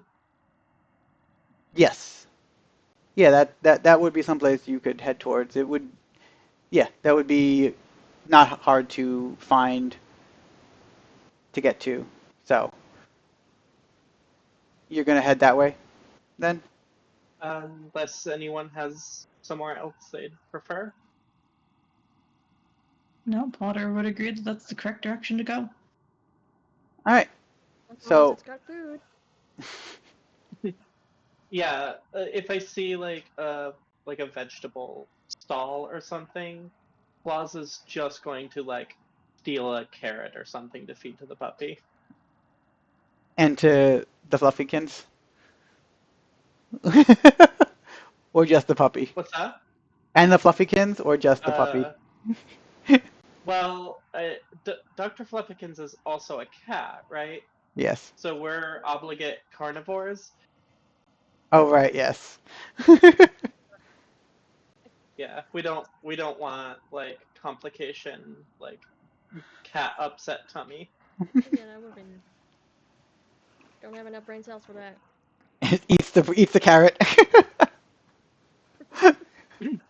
Yeah, I think Plaza's getting a sense of like, Dr. Fluffykins is going to eat the carrot if I give it to her, and that's a problem. So yes, just for puppy. Okay. Yeah. So you're able to. You're very easily able to swipe that.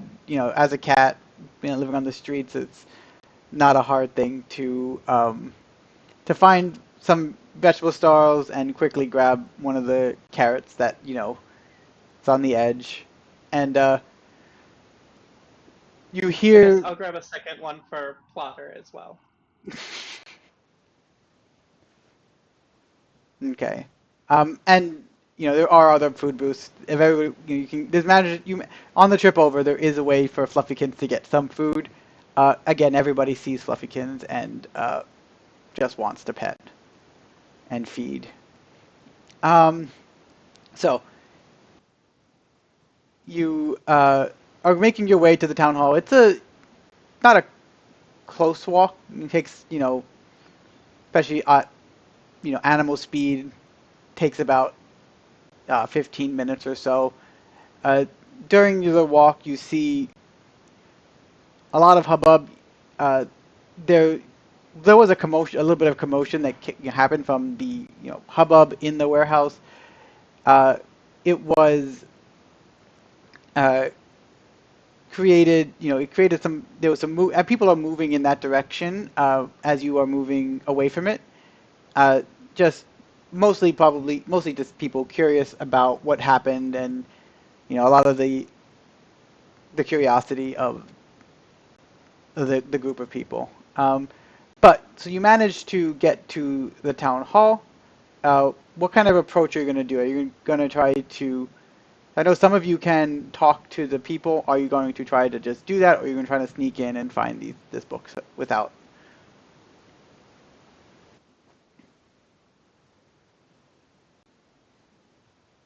Claus is going to cede the floor to the cute ones. She knows her place.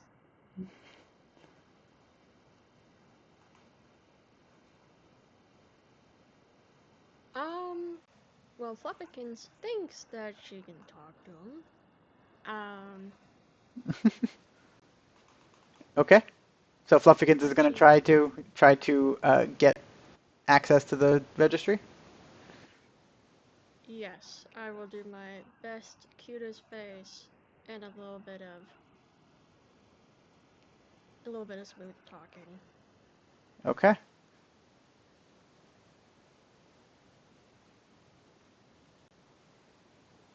So,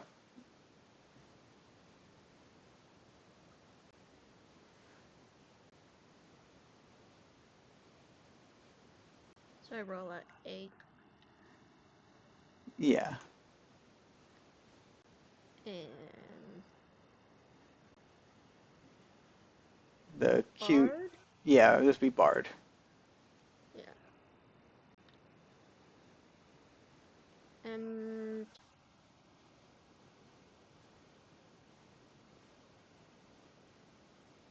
uh, perfectly pampered pet, or Yep, that sounds good. That would be helpful. yeah. Okay. All right. Oh, Oh. uh, Apparently the bad dice rolls have not stopped. I am not cute anymore. um, yeah. Don't worry, you're still cute. It's just they can't understand you, so you're just distracting rather than like helpful. Right. Yeah. Yes, yes. You're right. You're right. 100%. Yeah. Um, okay. Um, so yeah, as Anadai suggested, it's not that they are upset with you. You are definitely acting as a cute.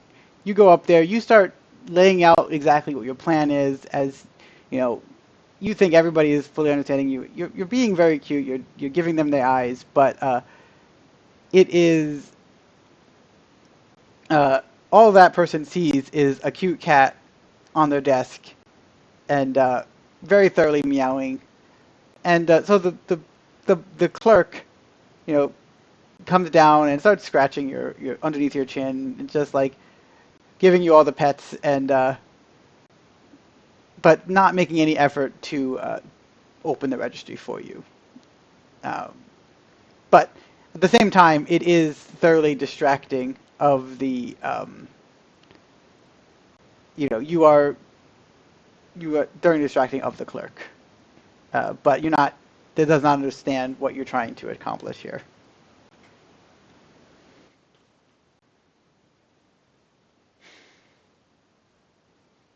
Effective in the ways that I was not intended. Yes. So while that's happening, is anybody else going to try something else? So while the distraction's going on, could I try to sneak into wherever these records are? You can, yeah. Being the small rat that I am. Yes, being a very small rat. Okay, cool. Let's not get hit with a broom.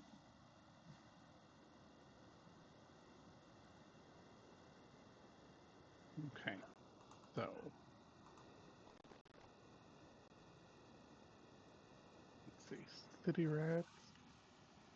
I guess this is bold. And I'm going to use my talent to spend a point to bump my rogue from a 6 up to an 8. Is Yep.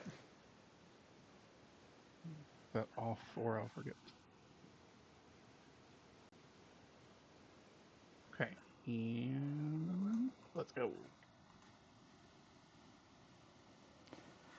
Oh, come on.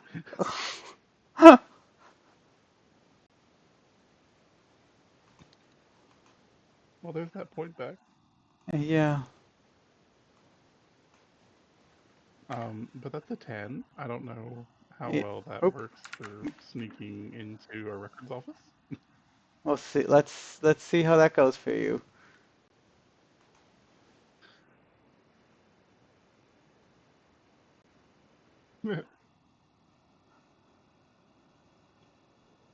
Um, yeah. So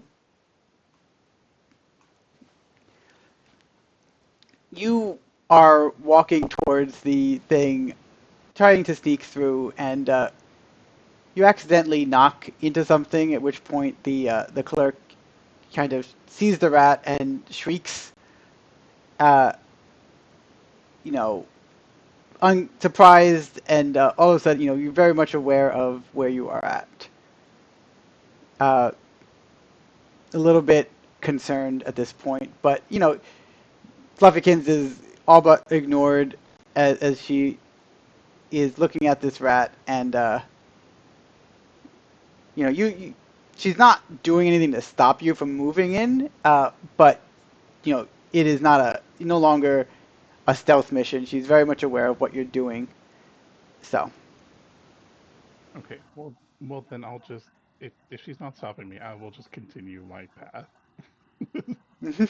yeah. So she's you know at this moment she's not she's a little bit concerned.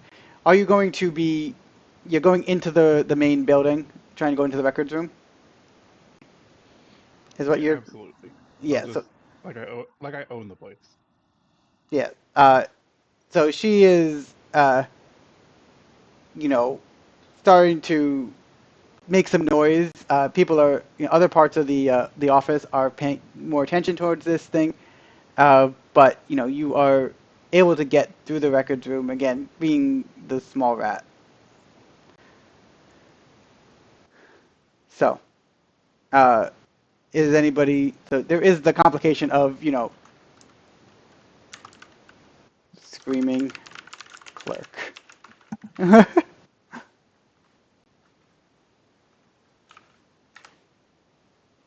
So Fine.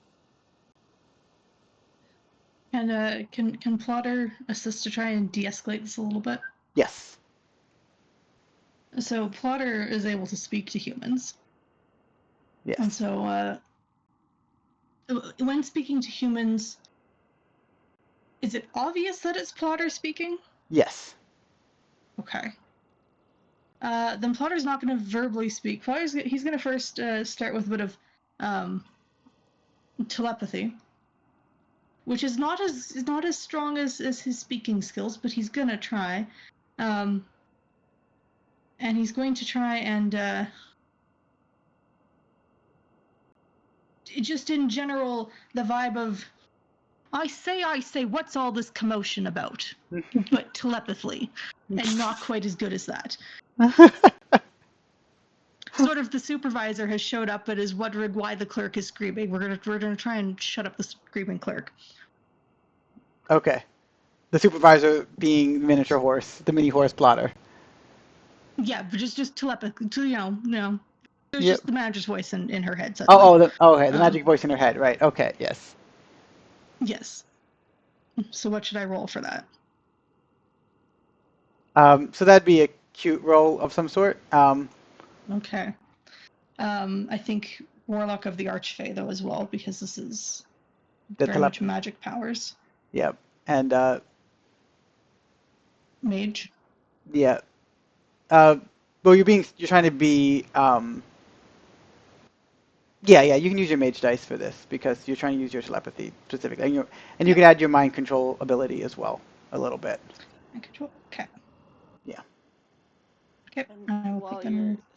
while you're setting that up, just want to remind everyone that you can help our players with these awful rolls by donating 6, 8, 10, or $12 to donate a D6, a D8, a D10, or a D12, including the players themselves if they so choose. No pressure, but I'm just saying. Oh, okay. I'm going to roll. Okay, not terrible. It's a 15.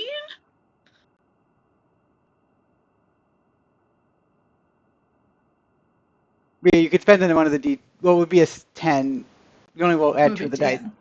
but you could spend the Okay. plot point to add that extra uh, Mm, the extra 3 if you wanted to before I roll.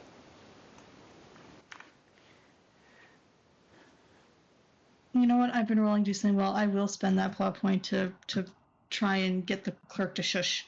Okay. So yeah, the 13. Um, so yeah, the clerk. She is doesn't get the full. Actually, no. Wait. You would. Yeah. Well, the complication is. Yeah. So she will be. She's just a 2d6, and I'm gonna spend this 8 from her, and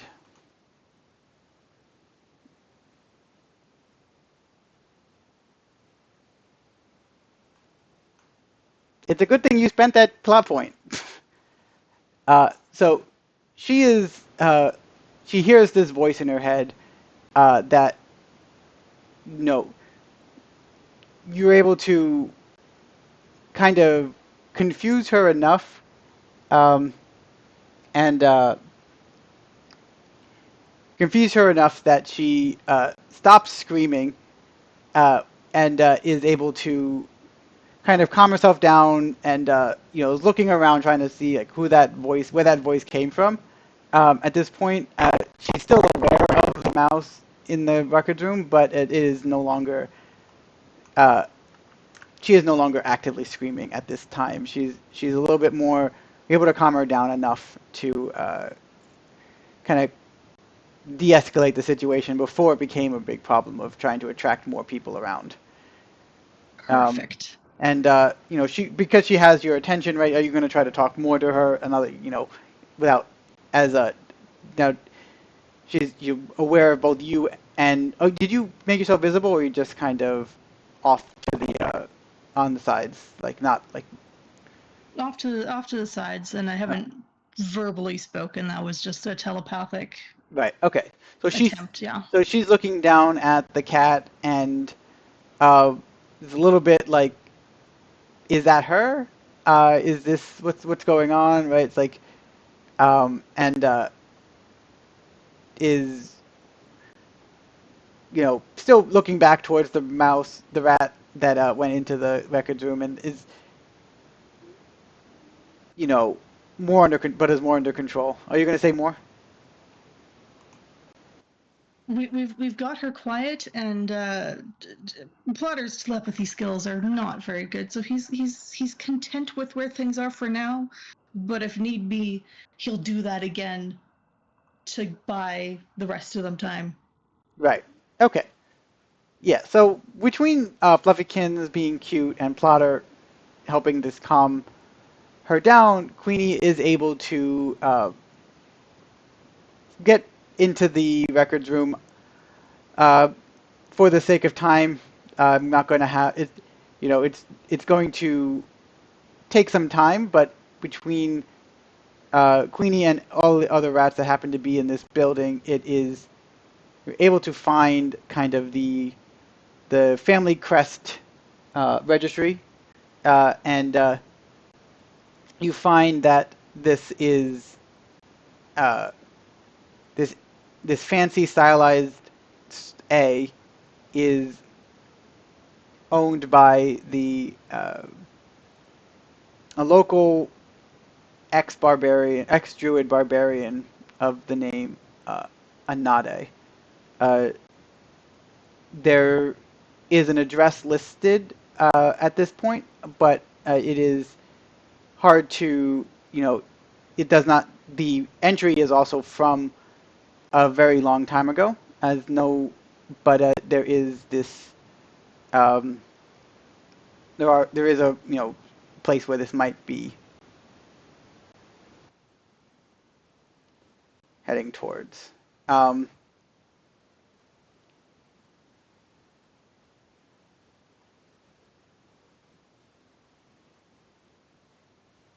so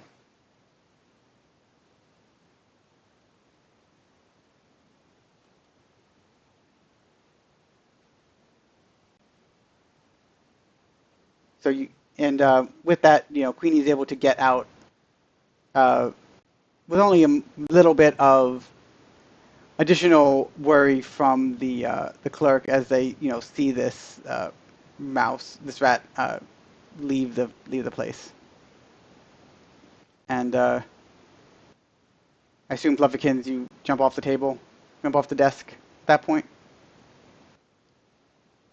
Yes. Okay. Um, so I'm gonna go towards the address then.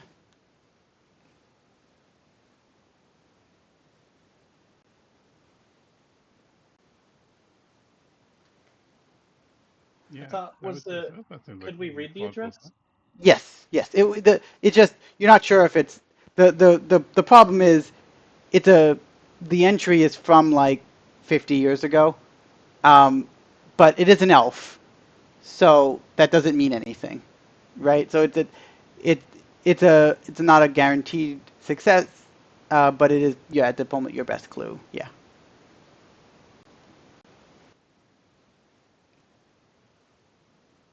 It's in a the the address is at the outskirts of the city near the edge.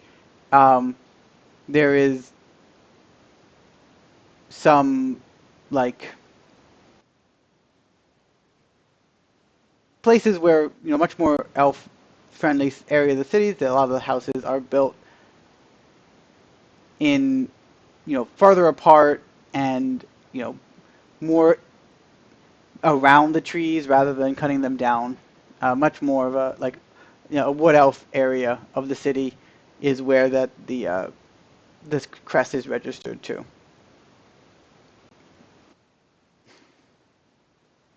So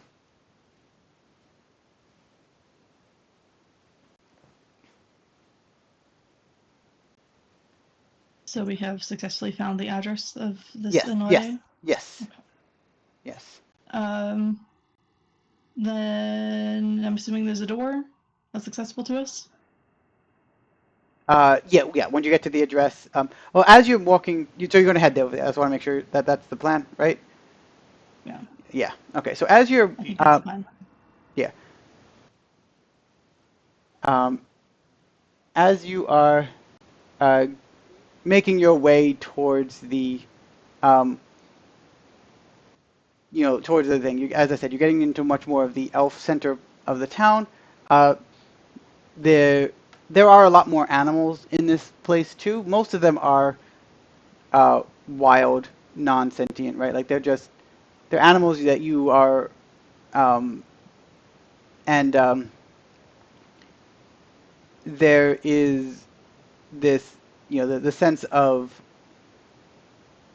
familiarity to the puppy as you move closer in this direction. He is starting to pick up a little bit, you know, sniffing around, head in the air, like he's getting an idea that, like, you are getting an idea like you are heading in the right direction at this point. Um, and so you are, um, but kind of as you get towards uh, towards the house, you see it in the distance. You kind of get the idea. There is uh, signs of a struggle, of break-in of that home that you are able to find when you as you get there. So it is, so yes, it is accessible, but there is struggle. So you, Is the door broken yeah, down? Is yeah, there yeah, yeah, just yeah. Yeah, the door is broken down, and yeah, okay? Well, you're gonna we walk should in. probably go in. Yeah, We should probably go investigate inside. yeah. So when you get inside, uh, there is a lot of evidence that there was definitely a struggle. I mean, you see on the edge of near the door, there was some uh, hooks where there is a leash hung. Um, and this leash is, you know, which gives you evidence that like this is, you're at the right spot, but there is, some small amount of blood and a lot of broken furniture and things. There was some sort of fight that happened here. Um, at the at the back of uh, the house, though, there is a young, like, an adult golden retriever uh, dog. Has similar features to Ket, but it is, uh, but and it looks like it was, struggling to.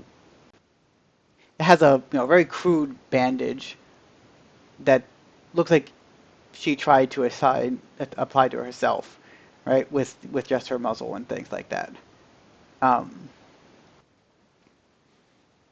so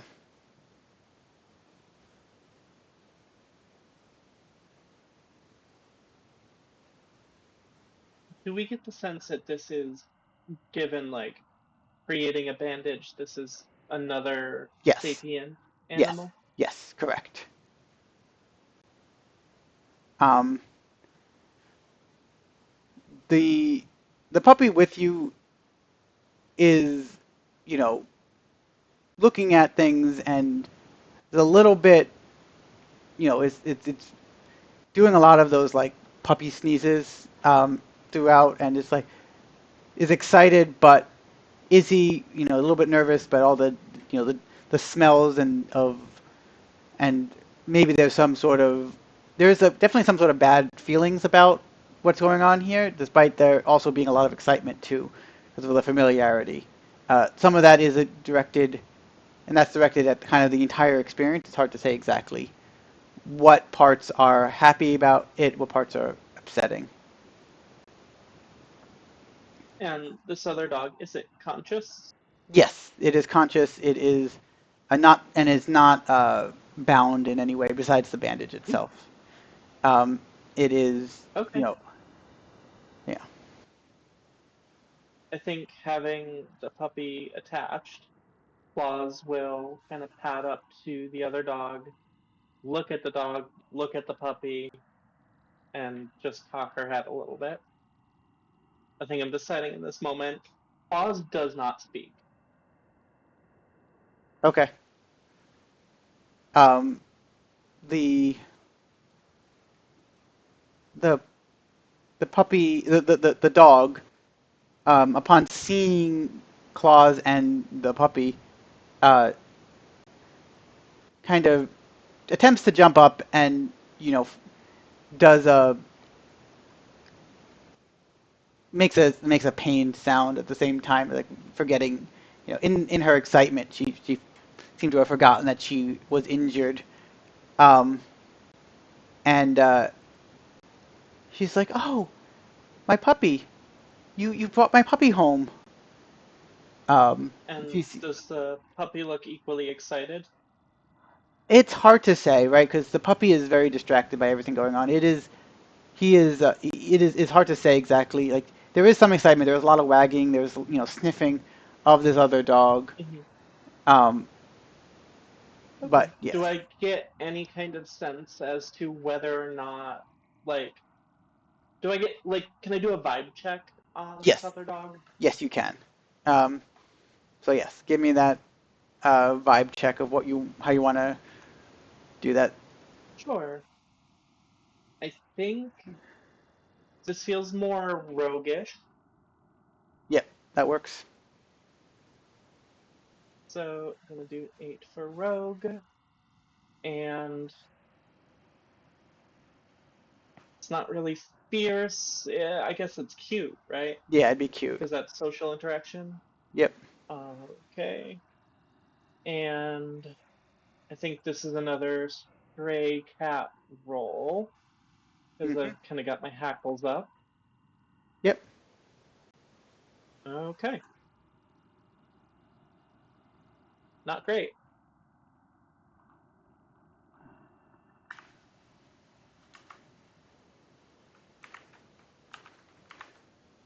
That's a Yes. 7.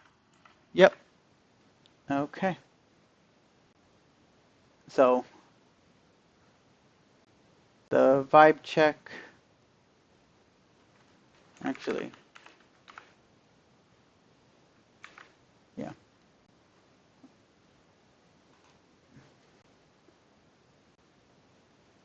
Well, I tied, which means you win. Players win and ties. So the vibe you're getting from this is you don't think her leg is injured.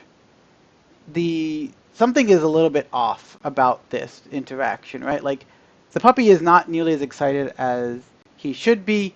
She seems a little bit like the it's less the expression you'd get from um, like a mom seeing her baby that was lost for a while, right? It's like there is excitement about seeing the puppy. There definitely is excitement, but it's a slightly off vibe. And again, you think that there might be like you realized as she got up and she made the pain sound, it was like a second too late, right, or half a second too late that she made the pain sound. So there's something vibes wrong about this. Okay. Um, Hmm. okay, so that was my roll for the turn. Yep. Uh, I So think Claus is going to, like, the fur that isn't covered by the splint mail, like, you see it kind of, like, stand on edge, and she hisses Claus, like, out of their sheaths and kind of, like, backs up from this dog. And okay. then I will pass to Water. Or actually, wait, can I pass to the dog? I want to see what the dog does Yes, you can pass to the dog. Um, before we add any more to the Doom pool. yes. Wise, So wise thinking. yeah, no, that's a perfectly valid. Oh, you rolled a. I forgot that you did roll a one. You can get the plot point as well. Um, yes. So yes, she looks at that reaction, and the puppy is uh, definitely like a little bit. Uh, Actually, can you do me a favor and can you just roll that d8 real quick? I want to see if that eight, the second eight, because you would have been able to roll that puppy. Because that would have been an asset to see the vibe check about the puppy, about the dog. Just because if you get high enough, you could get the hero die.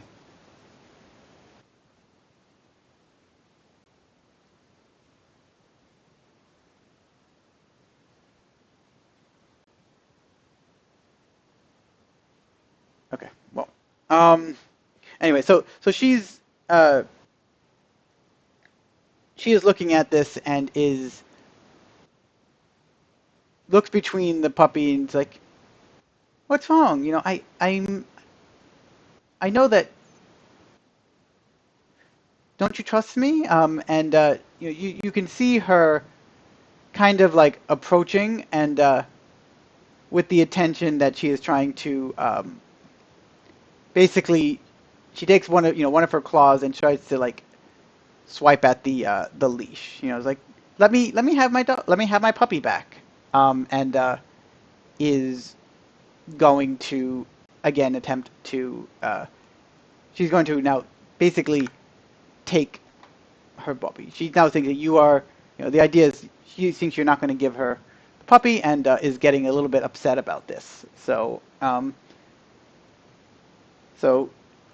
she Oh, is, sorry, I was on mute. So 14 is mm, significantly higher than 7, right? yeah, So do I, and I'm looking at the rules reference, heroic success. Does that mean I can you get a hero dice. heal? Yes. Okay. Yes, So, you got the highest dice in there was an 8, so you could have, okay. yeah. So You have a yeah, you I'll have an just 8 roll the hero 8. dice. Yeah. Okay. Um. Yeah. So she's putting together, and she's trying to steal. She's trying to take the leash from you, kind of like cutting the leash Mm-hmm. using her claw. Um. So so yeah. So she is doing this, and again, she wants to succeed. I'm gonna grab that 10. All right. So I am going to.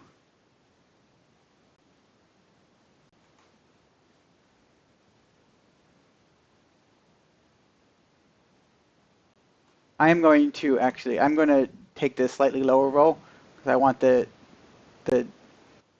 Oh wait, this is a 10. Okay, never mind. Yeah. So the dice to beat is 15.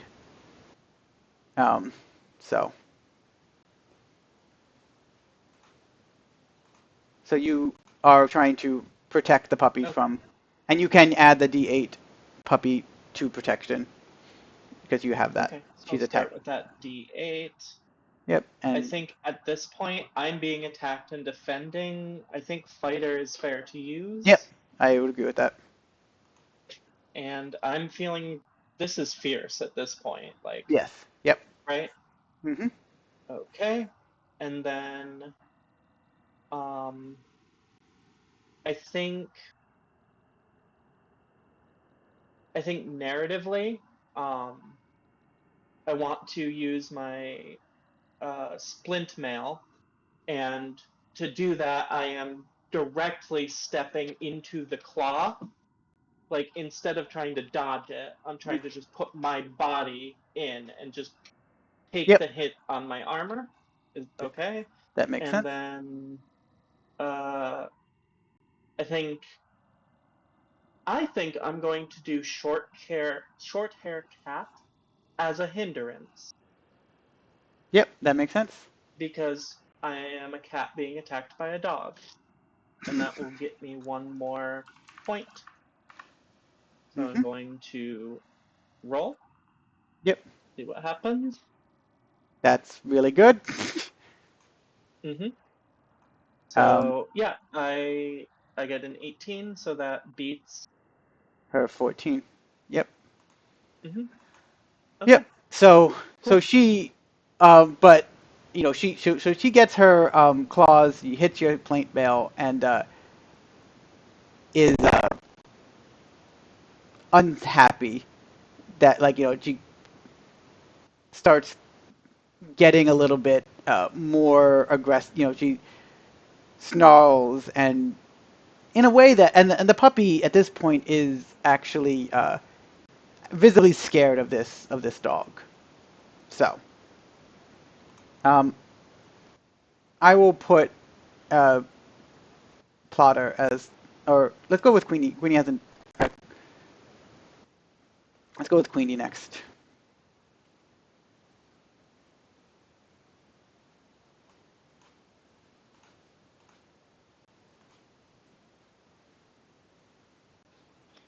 Yes, right, that's me. Sorry. Um,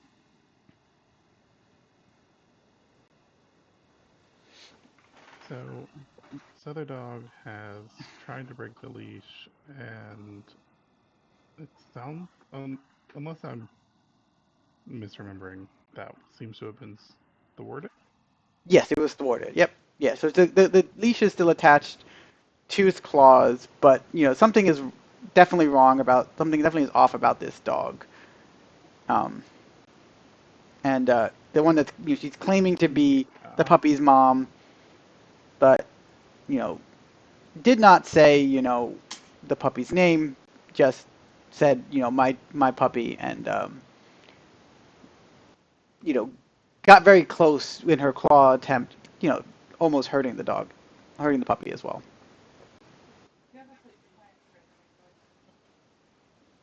I'm gonna take advantage of the fact that I keep rolling ones and therefore have a pretty consistent source of these points, and I'll use a point to resummon my rat swarm. Okay. Makes Um, sense. and then I'm gonna ask if this is something you'll allow, because it's capable of wielding items, which means it has to have some strength to it. Yes. Can I like use the swarm itself to try to like shove this dog away across the room? Yes. That's part of the intention. Okay, sweet, cool. All right. So then it's 10 for the rat swarm, 8 for Queen of Rats. I would say this is pretty fierce. Yep. This is just. Then since I'm controlling the rats, it's mage. All right. Let's see how many ones I get this time. That's really why I chose you next, is I want more dice in my Doom pool. Oh wow. Oh, no ones? Wow. Okay. Okay. So 16. All right.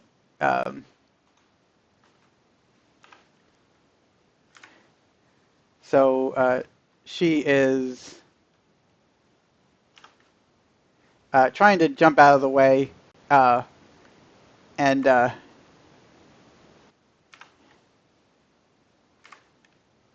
is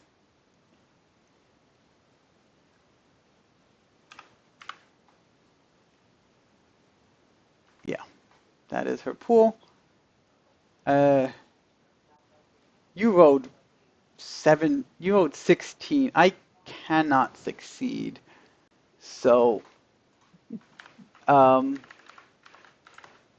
all right. That's fair. That's fair.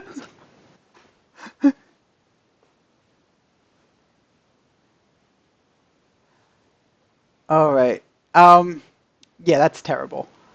Uh, you rolled 16. I rolled 7. uh, Not quite 10 over, but the D8, the D10. So you shove her into the, shove her away, uh, and what happens at this moment is a little bit confusing. So she, gets thrown against the wall, um, uh, kind of limbs go all different ways, and at the same time, the limbs get longer, more thin, lose all the fur, and in replacement of this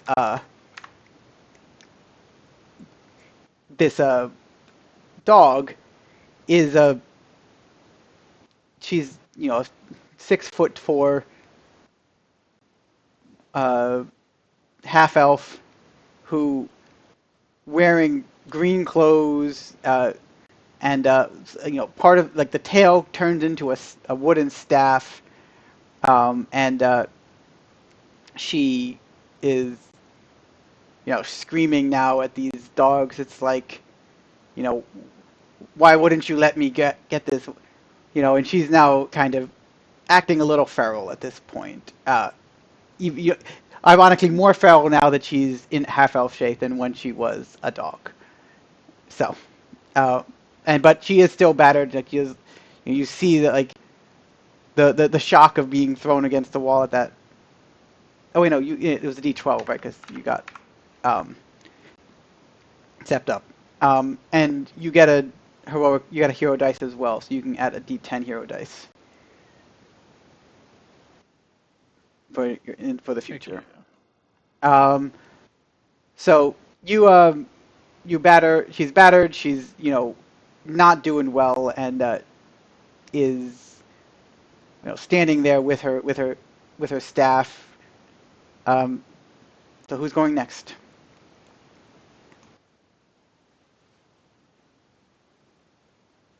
Um, I'll toss it to Plotter. That seems like the next logical choice to me.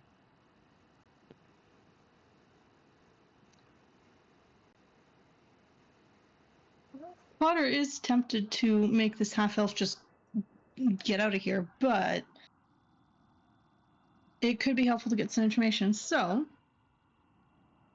he's going to try and speak to this half-elf and to find out, who are you and what are you doing here? Okay. And this is just a straight up speaking at this point. Yeah. So, at this point, she's battered. She knows she doesn't. She sees the benefit of at least stalling a little bit, and is trying to. She does, mention that when she gets what she kind of relays as you're talking is that she was Fezzle, which was the person who kidnapped you, apprentice, and is looking, was trying to recapture the puppy for her master. Um, and so that's kind of the information you get kind of for free uh, through the conversation. Are you gonna?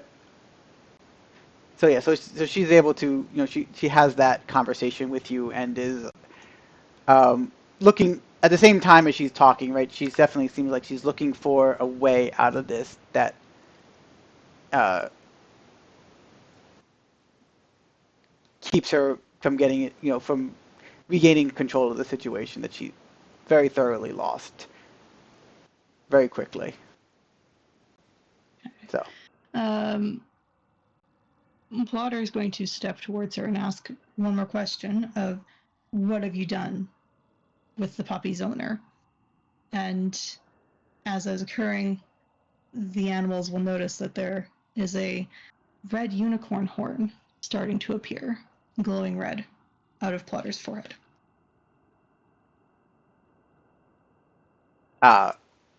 yeah. So she sees that. Can you just?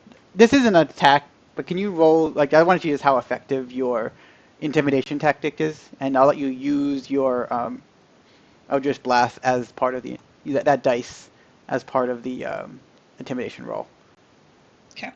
Because that's the next thing. Depending on her answers, I will just straight up attack. Yeah, exactly. So that would be Eldritch Blast, Fierce, Mage, and Warlock. Yes. Yeah. Cool. Okay. Yep. Because you're trying to be stealthy. You're trying to play up that, or trying to be intimidating. Okay, 18. 18. 18 That's is not good. bad. 18 is good. And so this is not in her wheelhouse. She is very bold, and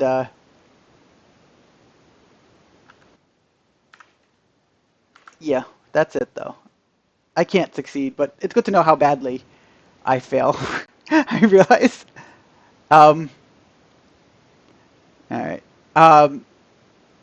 Yeah, so I got uh 10. You have 18. yeah, well 14 because you don't remember. You don't have all the dice. You just had two Oh, of true. them. 14, yes. Yes. I So can math. yeah. But yeah. So you rolled 14. And so she sees the imminent threat and is very much like, okay, I'm going to, uh, she's like, this was, I didn't do this, right? This was I went here after you guys escaped, waiting for you, knowing you'd find your way back here. Uh, the Anade is, Anade was taken, Anade went out and was defeated and knocked out, but, she's not, I'm sure knowing her, she probably went to confront Fezzle directly. And so she kind of gives, at this point, she's like, out of the scene, she's going to be upset and going to tell you where to find Fezzle himself at this point. So, and, which was back towards the center of the city where he has like a mansion that he keeps with a bunch of stables. Um, not close to the docks, right? Which is why it took him a while to get to there. Why the scene went south before he was able to arrive, but not too far from where you're at now. And she's just, if you'll let me go.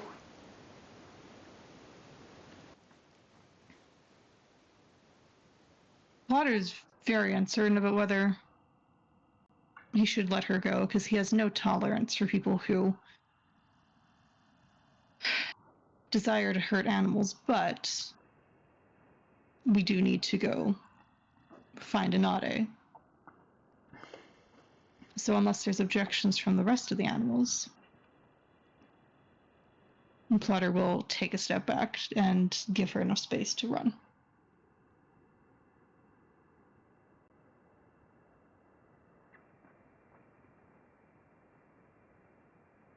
All right. So it seems like there's no objections. Oh, I think Claus is going to wait until the half elf starts running and just throw a shuriken at her back. Okay. Um, is the intention behind that to take her out? I just want to make sure I understand. Yes. Okay. Claus has been burned by leaving loose ends. Okay. So, you can put that pool together. Okay. Unless I don't think Actually, everyone else yeah. took their turn. Well, yeah. I mean, So Fluffy can. Yeah, go Fluffy ahead. can. But, what I'll say is, um, what I'll just say is that will remove her threat from showing up again in the future. And we can Fluffykins, if you want to, if Fluffykin wants to do anything in the house at the same time, you can. It is, but yeah, the scene is at this point. The scene is over. There is, if there's things you want to do in the house before we move on to the next scene, that's fine. But yeah, actually, there's no reason to make a roll for that because. But Pumpkins is good to save her plot points. yeah. All right. Perfect. Okay, so I'm doing 12 for fighter, another 12 because she's already battered, Yep. and 10 for fierce. I'm thinking you don't have to roll for it because Uh, you know it. oh, you said put a dice pool together. Yeah, Okay. I changed my mind. There's it. Let's just we'll move on to the next scene. Okay. Um. Yeah. So. Um. So yeah. So we're not. So yeah. You guys have found Fezzel's mansion, and you suspect that was um where Nade went to after she was kind of battered, after she kind of lost control of the puppy during this fight at the at her house, at her own house. Um, yeah. All right. So, is there any preparations you want to do before you try to confront Fezzel?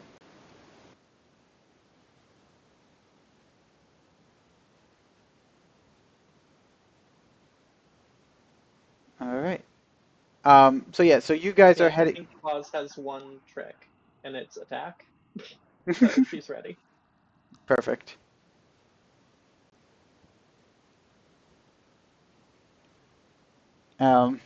All right.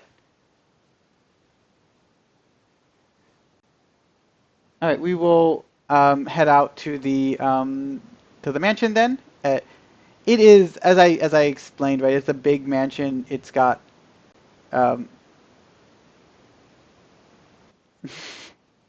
uh, what he, you know, it's got it's 3 floors at the tallest, but it's got one of those mansions that's really quirky, and that it has, extra, and where the floors above it aren't all the same width, right? They kind of taper out, and you suspect that the third floor is just like a lookout type place. But in the ground of the manor house, there is a couple of stables of various sizes, in addition to and there's obvious smells of wild, animal life as well in this area. Um, there is a door that's, a gate that's blocking it, surrounding the entire property, uh, and there is guards posted at the doors. You can see evidence of all of this as you are approaching. So there seems to be like there is some high alert on the at the castle, at the manor house.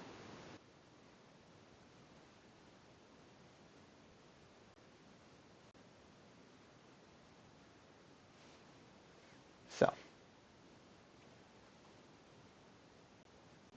Fluffykins, are you gonna how you would? I'm gonna pass it to you. You can obviously, if you don't have anything in mind, you can pass it off. But um, since you didn't get to do anything in the last encounter.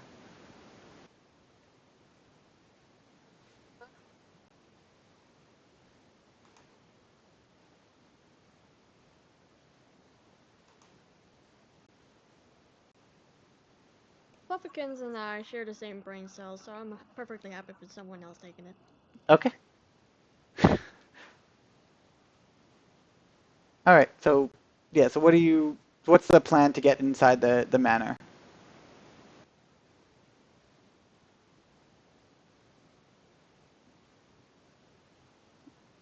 Does it look like there's any like open window?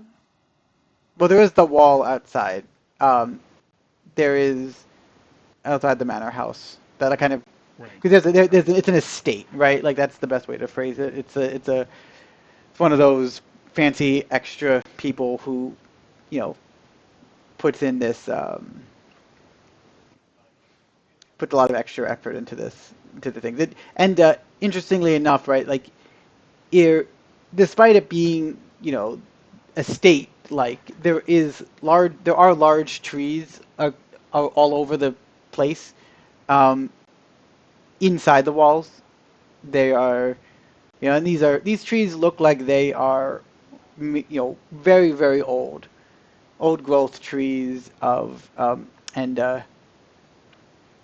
there are uh, of various different species and types of tree.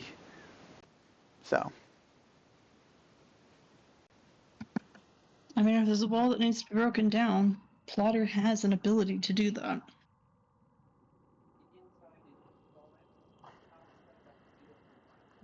yes.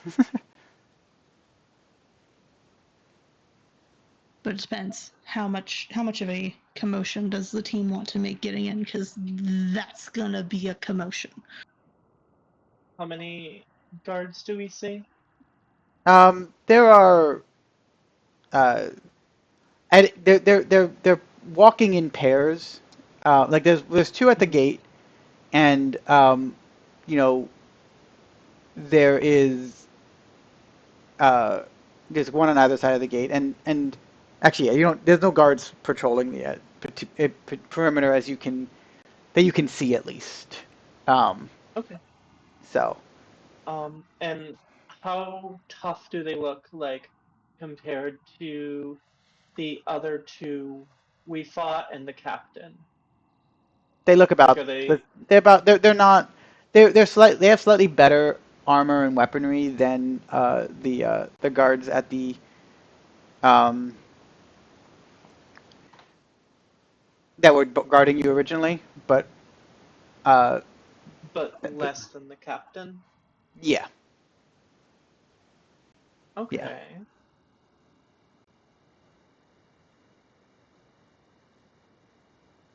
I think Claus wants to. get in with slightly less commotion, but she's also not pulling any punches, especially knowing that Plotter can knock the door in if needed. And I think I want to just try and take out the two guards in like one swift attack. See if I can drop both of them, and then we just kind of waltz in. Okay, so Does stealth that is not sound stealth. acceptable? You're not going with a stealth approach. I mean, Or, it sounds like, right? I think. I mean, unless somebody wants to try and sneak in, Claus is not sneaky and has a puppy attached to her.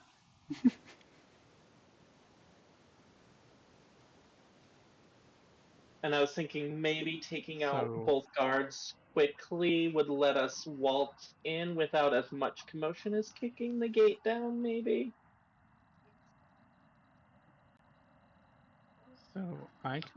I have an ability that lets me cause something in the scene to decay. I don't know if that Hmm. would maybe Oh, to cause weaken part of the. the wall enough that we could like push through it. I would say so. Yeah. Yeah. You could. Uh, it's a. I didn't say what the wall was made out of, but yeah, it is not like a stone wall. So yeah, you could easily, basically, especially having it decay big enough for the animals to get through, you could find something far away from the door, and use that ability to get through the door, get through the wall without raising the alarm immediately. Because there are two guards at the gate, but you don't know how much is inside. You can't really see that. So yeah, that would definitely work. So if we want to go with that approach, yeah, I will absolutely spend a point to do that if the group wants to not kick the door in. Plotter appreciates not having to use his hooves and potentially get them pretty bruised up in the process. All right, cool. So yeah, once you Yeah, do that, Claus is I will pretty spend a sure, point to like, do it she'll so be that able they to don't attack try. other things. yep. All right, cool. So you do that. You Clause find specifically tactical. yeah, you find an area of the wall, that is out of eyesight. Kind of the back of the building, back of the estate, um, and you you stare at it. You're kind of like the wood very quickly goes through the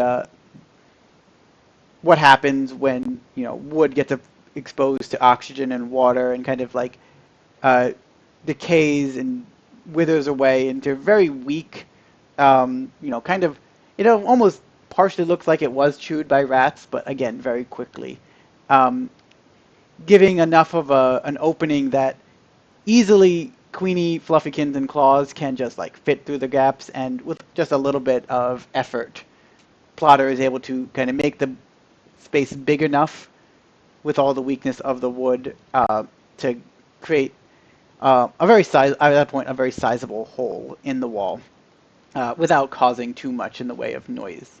Uh, there is no At this point there are no guards visible. There are lots of different buildings around the campus, around the estate,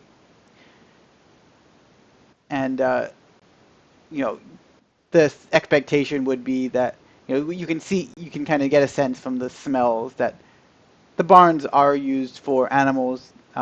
They're well kept. Um, and there's also one other thing you can see while you're in here is there's lots of gardens. Again, these gardens are filled with all sorts of different vegetation. Many of them which definitely would not grow in this environment, right? Like they don't have the right environment to grow, but they seem to be thriving. Lots of different fruits and vegetables of all sorts and shapes and sizes. So,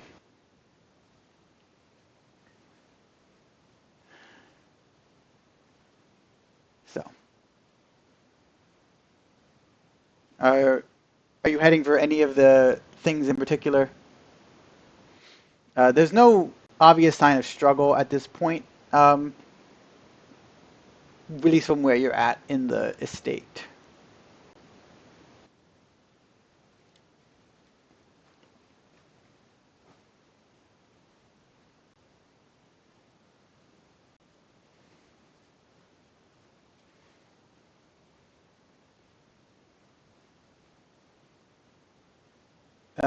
So yeah. Does anyone have like any kind of tracking ability?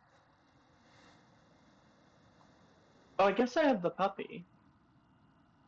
Um, yeah, I think Claus might just try and um, look around for any signs of um, uh, where we're going for, and maybe she can kind of look at the puppy and see if it like indicates it hasn't like found any kind of familiar smells. Yeah, that could work. Oh my god. Yeah, that can work to try to find a Nade through the buildings like Okay. that. Hmm. Um, honestly, that feels like a ranger roll, so Yeah, that's a 4. yeah, that is. Um, ouchies. What attribute would this be? Uh, Probably bold. Okay. And then I guess stray cat, Yeah, you know, a little cagey, and then another 8 for the puppy. Yeah, I think that's it. Okay.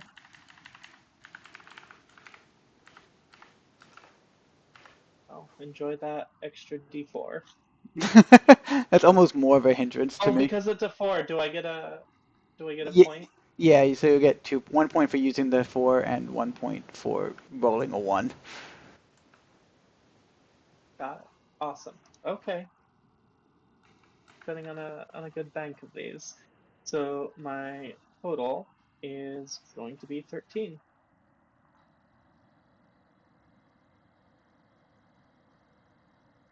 Which is exactly what I rolled. Which is again, you win on success. Um, so the um, the puppy is you're walking around and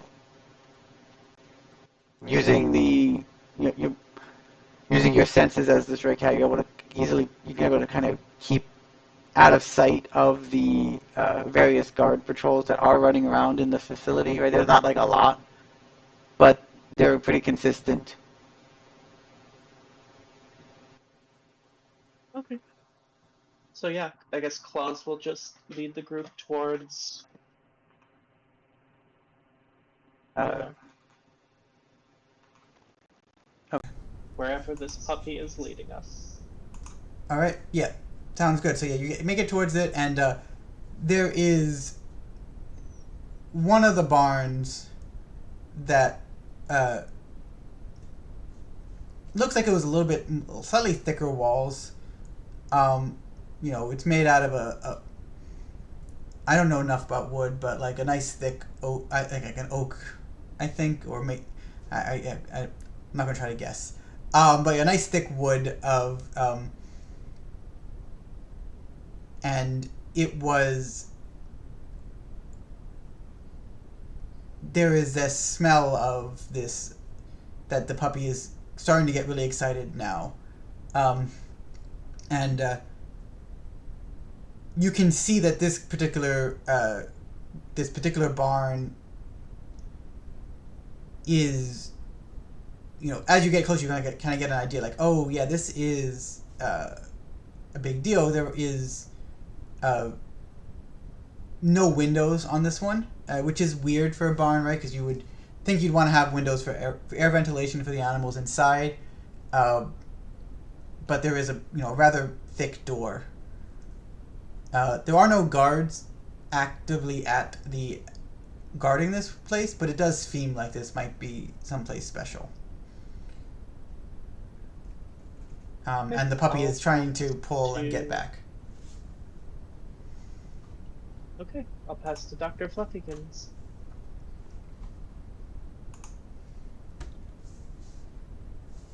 Okay.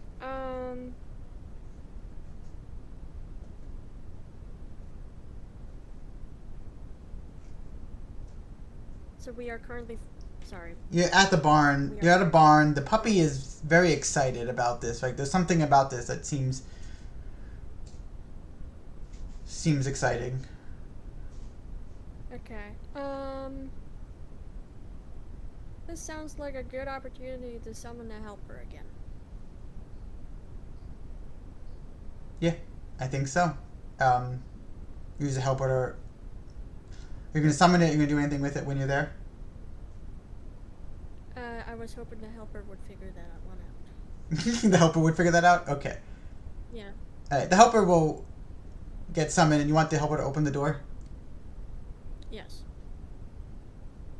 Okay. So. Can I interrupt really quick? Yes. All right. So I just want to remind everyone, it sounds like we're possibly approaching the climax of our TTRPG. We don't have that much longer left tonight for this game. You can still donate to give dice either to our wonderful game mistress or to our players. And actually, it's not and we are still at $22 out of the 100 needed if we want to see Quet live on camera getting his little head scritches and things. So if you're able, !donate in chat.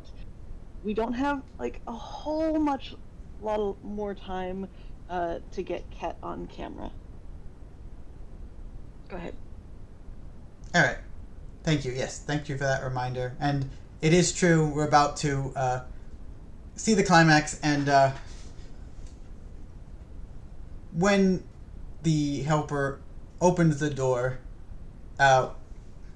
what is seen inside is you see an elf dressed in tattered, artfully tattered clothing. Like, it was a choice by her, but she is kind of tied to one of the support beams of the barn, and inside of this barn there stands Fezzle himself. He is standing atop this huge vine that seems way thicker than you would expect a normal vine to be, as well as being surrounded by a small battalion of guards. I will say probably there's close to 20 or so of these guards standing around, and he says, "You fell for my trap, and hand over the puppy, and you all can leave this place alive." So, but yeah, it's not his turn. So, Fluffykins, who is going to go next? You see Fezzle and his battalion. Well,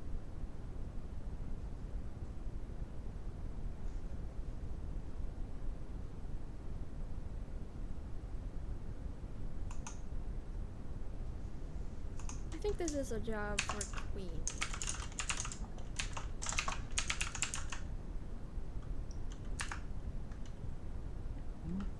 Okey-dokey. So, we have all these guards, and we have Fezzle. He wants the puppy. Let's see what we could potentially do.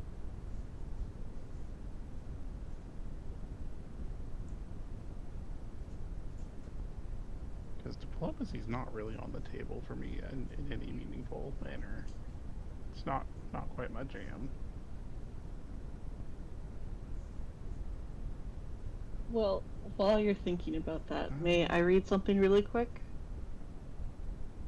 Of course. We got $8 from Friday.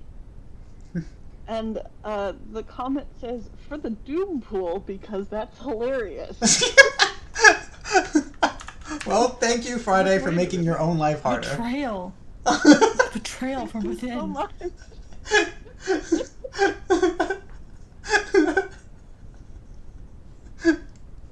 Well, I'm not gonna go easy on you because you were nice to me.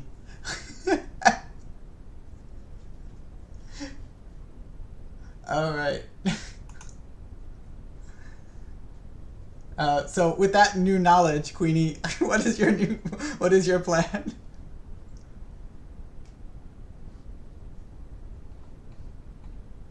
I think the most prudent thing that I can do is to go ahead and use my final point to go ahead and resummon my rat swarm so that I'm capable of doing anything, to be honest. So for the first time this game, I'm down to 0 points because I kept getting more. Is there anything nearby that I could have my rat swarm chuck at this villain? Yes, there's plenty of things around. Nothing worth mentioning, right? Like nothing. But yeah, you have the ability to kind of create these swarms, and as a reminder as well, I'm gonna throw. Yeah. Yes.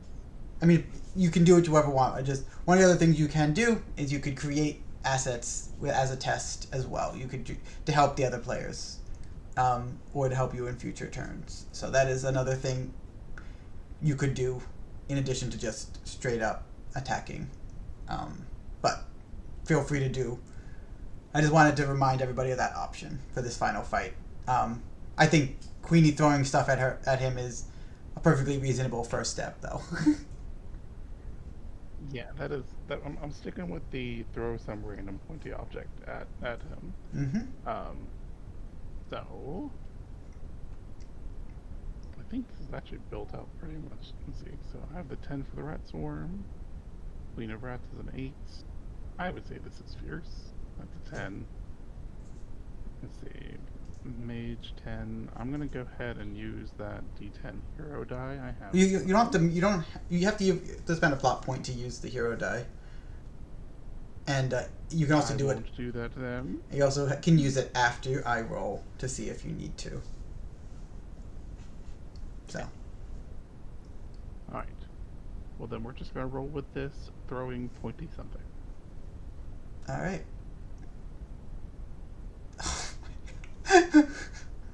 Like 2 is almost worse because you get a bad roll and you don't get the plot point.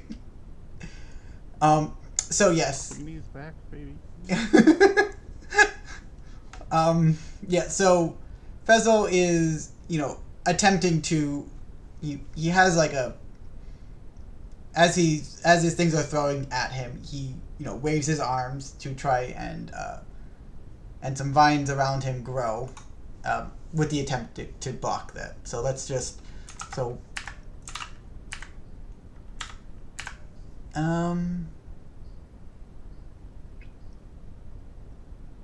and yeah, he's using his and the guards are he's ordering his kind of using his guards to help as well with this. So just distracting and making things harder. So, because the guards themselves don't get a turn. Well, I got a 12, which is one more. So he, he waves his arm, and the vine that he's standing on grows some branches and kind of catches the. Can I spend a plot point to use one of my assets to help? Yes. Yeah, I think so. Yes. Yeah, I didn't know if that was only on my turn. Like I could. No, yeah, you can share the asset. I think in the future I would like you to do that before the rolls have happened. Oh, okay. We can not do it then. Yeah. Okay.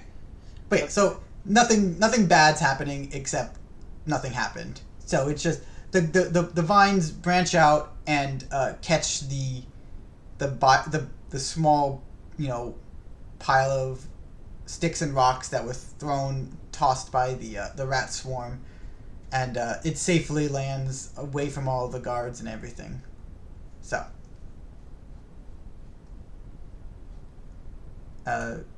who's going next?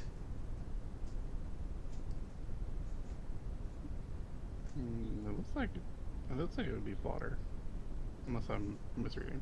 You also have Fezzle go. Nah, screw that guy. Okay.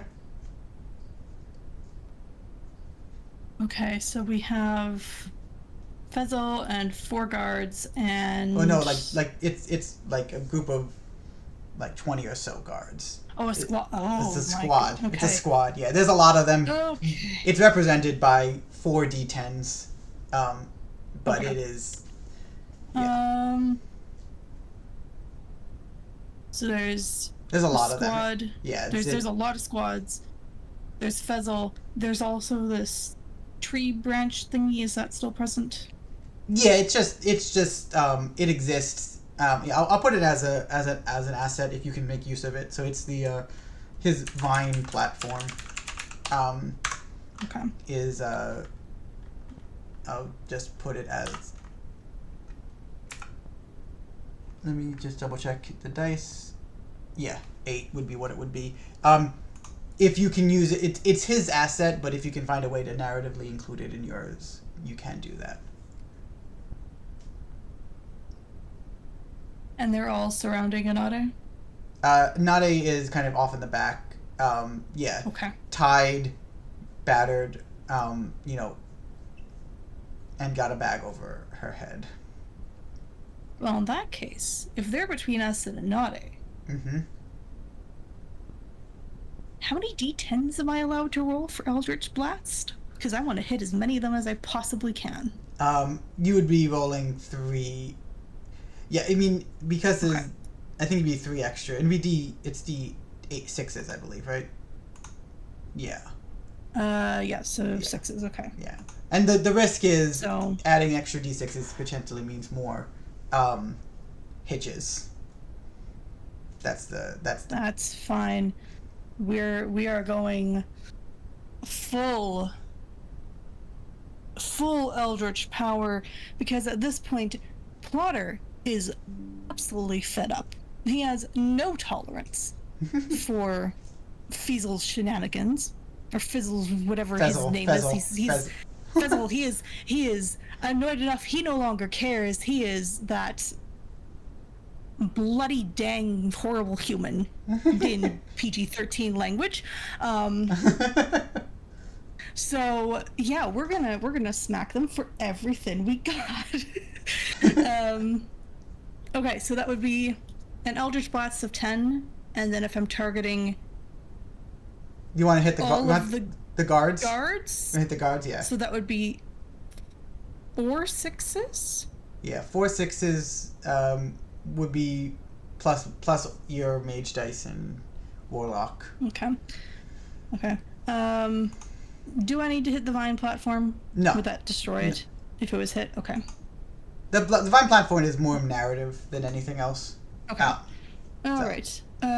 So then it's warlock, and then this would be fierce? Yeah, this is a straight up attack. Okay. And mage, okay. Yeah. No words. We're just attacking. He's over this. Yeah. That is. Ooh, that's fun. That's 2 plot points. Yep. And I'm gonna take that 6 and take the 8 and upgrade this 6 to an 8. Oh wait, no. Let's upgrade this 4 to a 6 because the 4 is more problematic than it's worth. All right, yeah, but that's a 20. But I also rolled a 20. Yeah, you rolled a 20. And you're hitting. You're aiming at the guards and Fezzle, or just the guards? Fezzle and the guards that I rolled for. Okay. For 5 attacks on that. Yeah. So, I assume you are putting the 10 on Fezzle and the 6 on the guards? Correct. Yeah. Okay. That's fine. So he is going to. So Fezzle is going to again use the vines as defense, trying to again block it as his defensive thing, and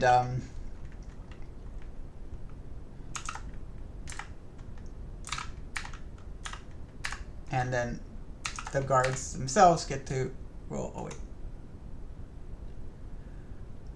All right.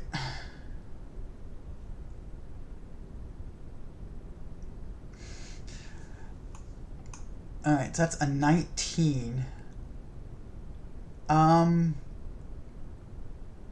You could spend one of your plot points to reduce the asset of the Vine platform if you wanted to, or you could Yeah, I'll spend a plot point to do that. yeah. So yeah, so he does that. I'm going to actually. Fezzle does not want to be hit, so I'm going to spend a d6 on the Doom Pool to add another dice to it. So I have now 24, and so he blocks it, and he manages to again kind of detract from this. But I mean, taking dice out of the Doom Pool is still an effective thing. The guards are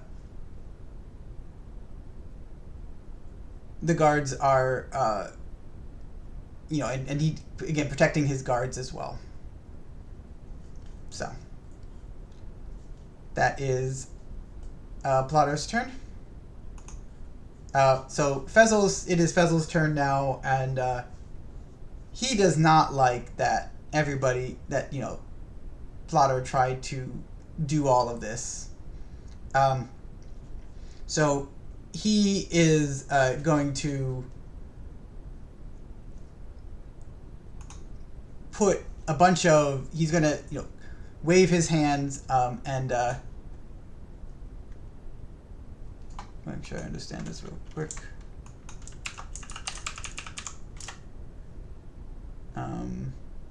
Yeah, so he's going to wave his hands and he's going to create a lot of very difficult, intervening vines between himself and the rest of the party, because because everybody's doing ranged attacks right now. He's going to start protecting himself with this. So he is using his this 8 from the Doom Pool and creating a vine wall, thorned vine wall. So these thorn vines kind of spring out right after the soldiers run past it and start swinging at Plotter specifically, because he was the one to attack them. So he's directing them to do that. So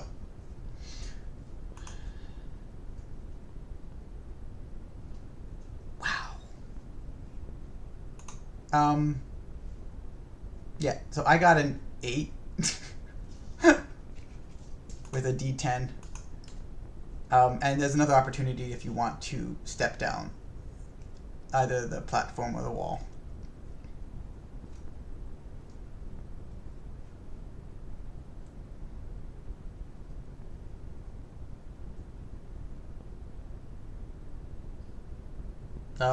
Oh yeah, or just make your defense roll of how to try to avoid this these guards kind of coming in and swinging at Plotter. Oh, that's directed at Plotter. Oh, okay. Yeah. I don't have a hero die. Yeah, I guess we'll make a defense roll. Let's figure out what that will be.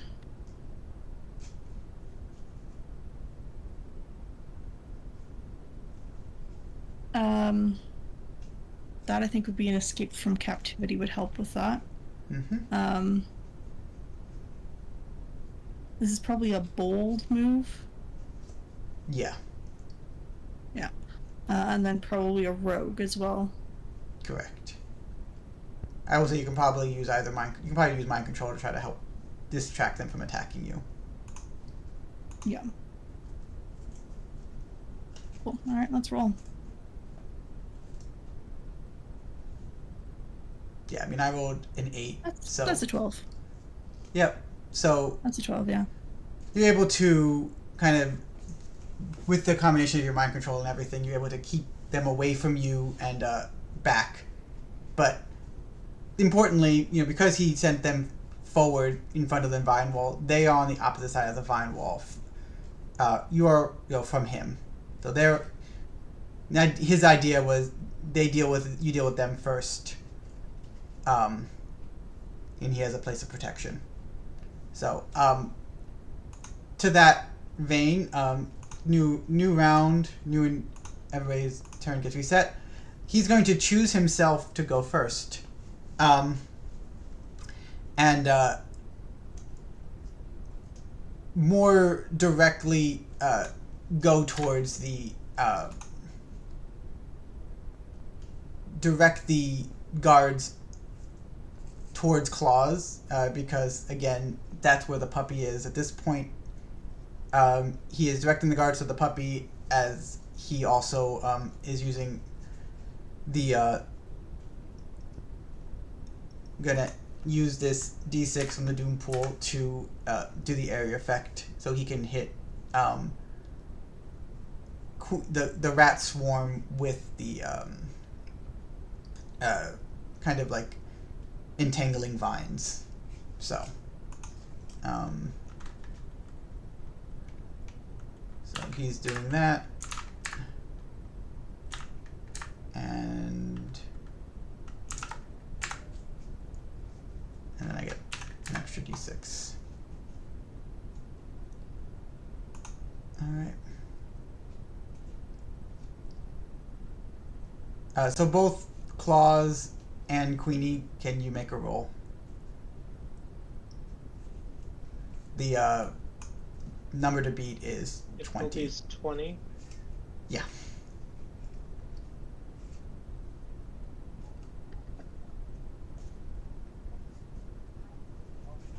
But it'll be a D10 to Claws and a D8 to Queenie effect die.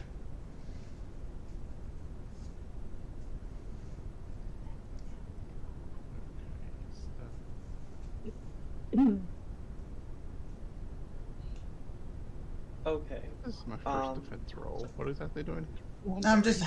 How you figure what are you trying to do to defend against this? I mean, you can probably use the rat swarm itself, but what other bold I'm generally using for defense as well. Okay. Yeah, I feel like I would just kind of use the rat swarm to try to dodge out of the way. Almost feels like Yeah. I feel like it would move pretty quick. Yep, that's perfectly fine.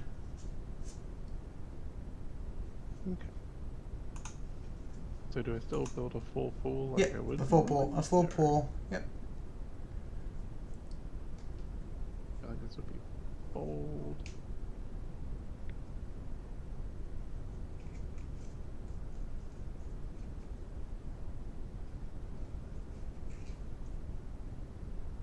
Okay. While those, okay, I was gonna say, I just wanted to let everyone know we are $70 from seeing Quet live on camera on stream tonight.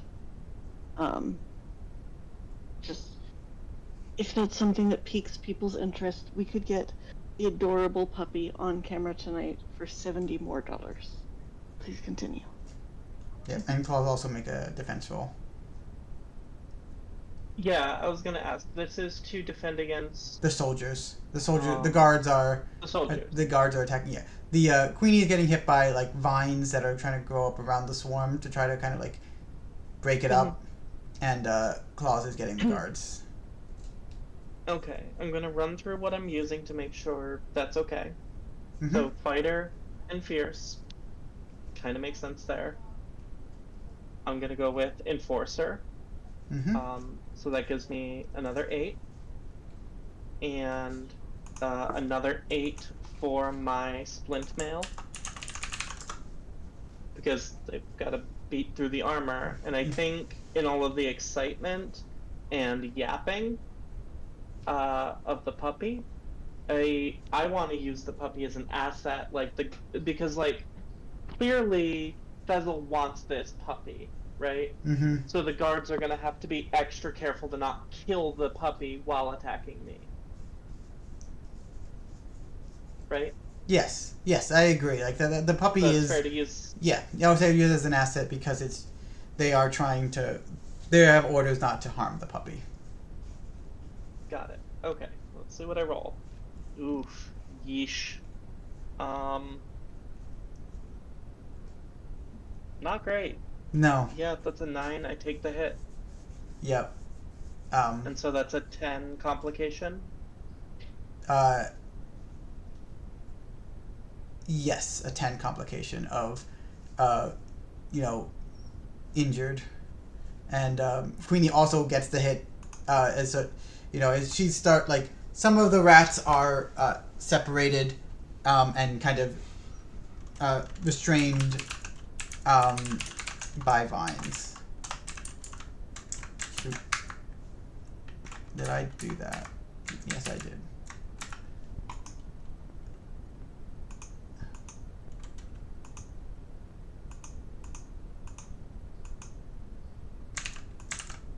Okay. So yeah, so you get a restrained of a D8, Queenie, and as a and I'm going to choose Fluffykins to go next.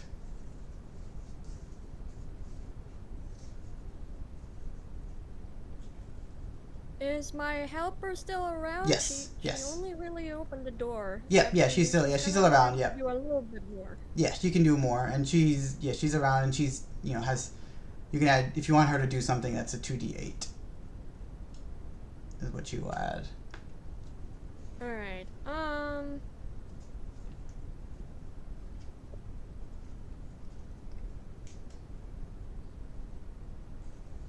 What can an old granny do?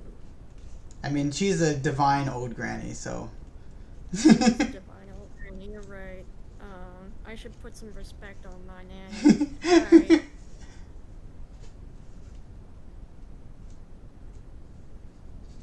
And I remember, like I said, you can use it to favorite create joke. assets for other people as well, or attack the complications and to try to reduce it, to try to allow people to get through.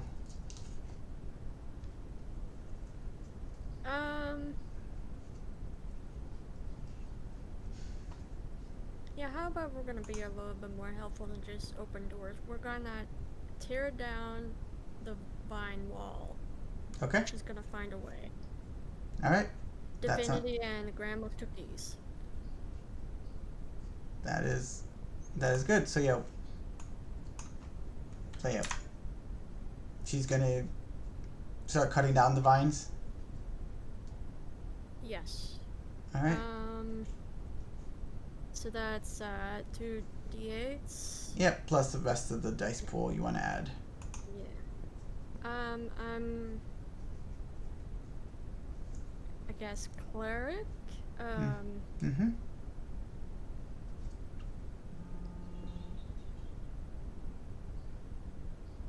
Cleric. And would that be a fierce or a That'd be bold. It'd be bold. bold? Yeah.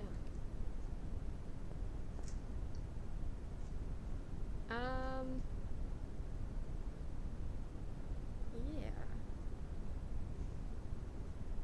For to also be cleric of the Yeah. one who opens the can. Yeah. Yes.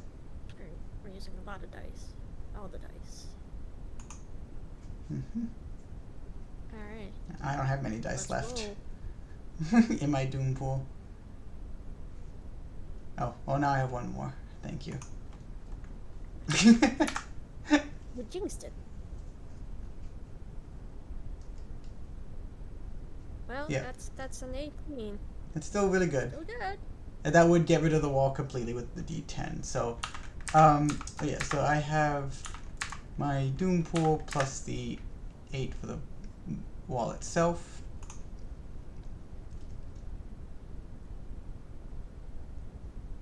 Not looking good. Yeah, I have 14, which is not enough.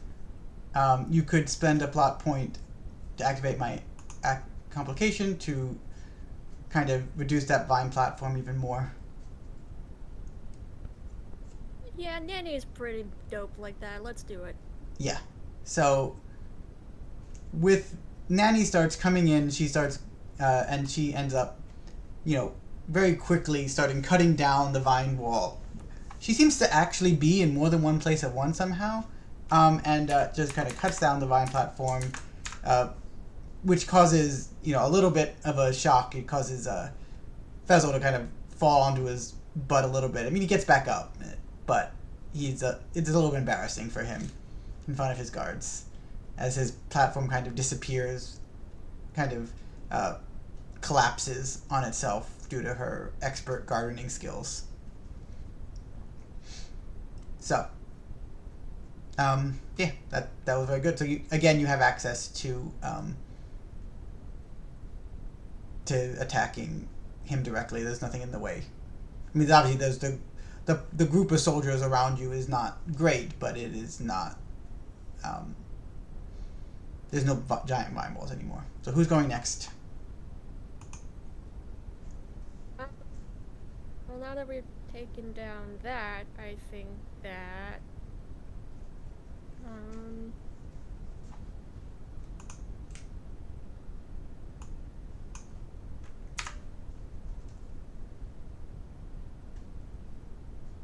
plotter.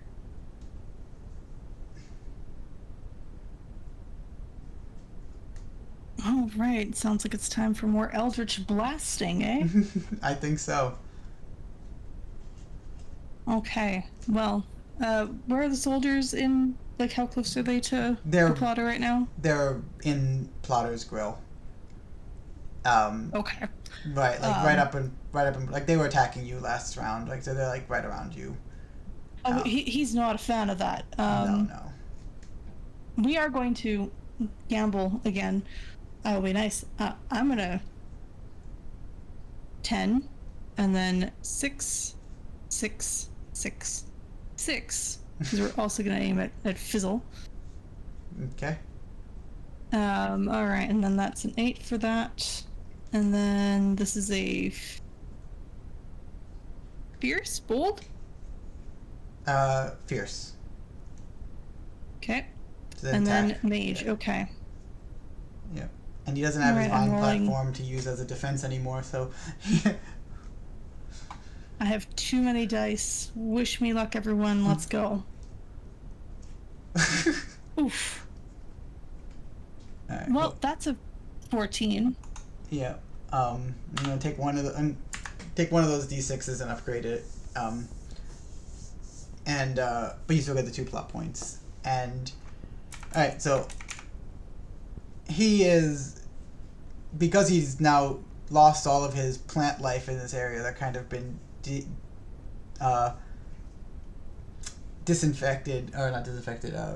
weed killed. You'll see just how bad he is at defending without those plants.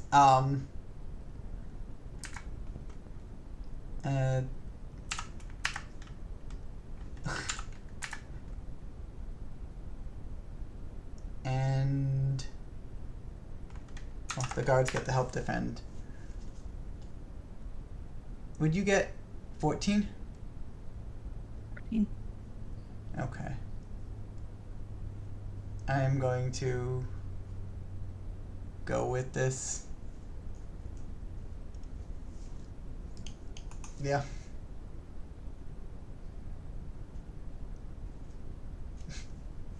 Wow.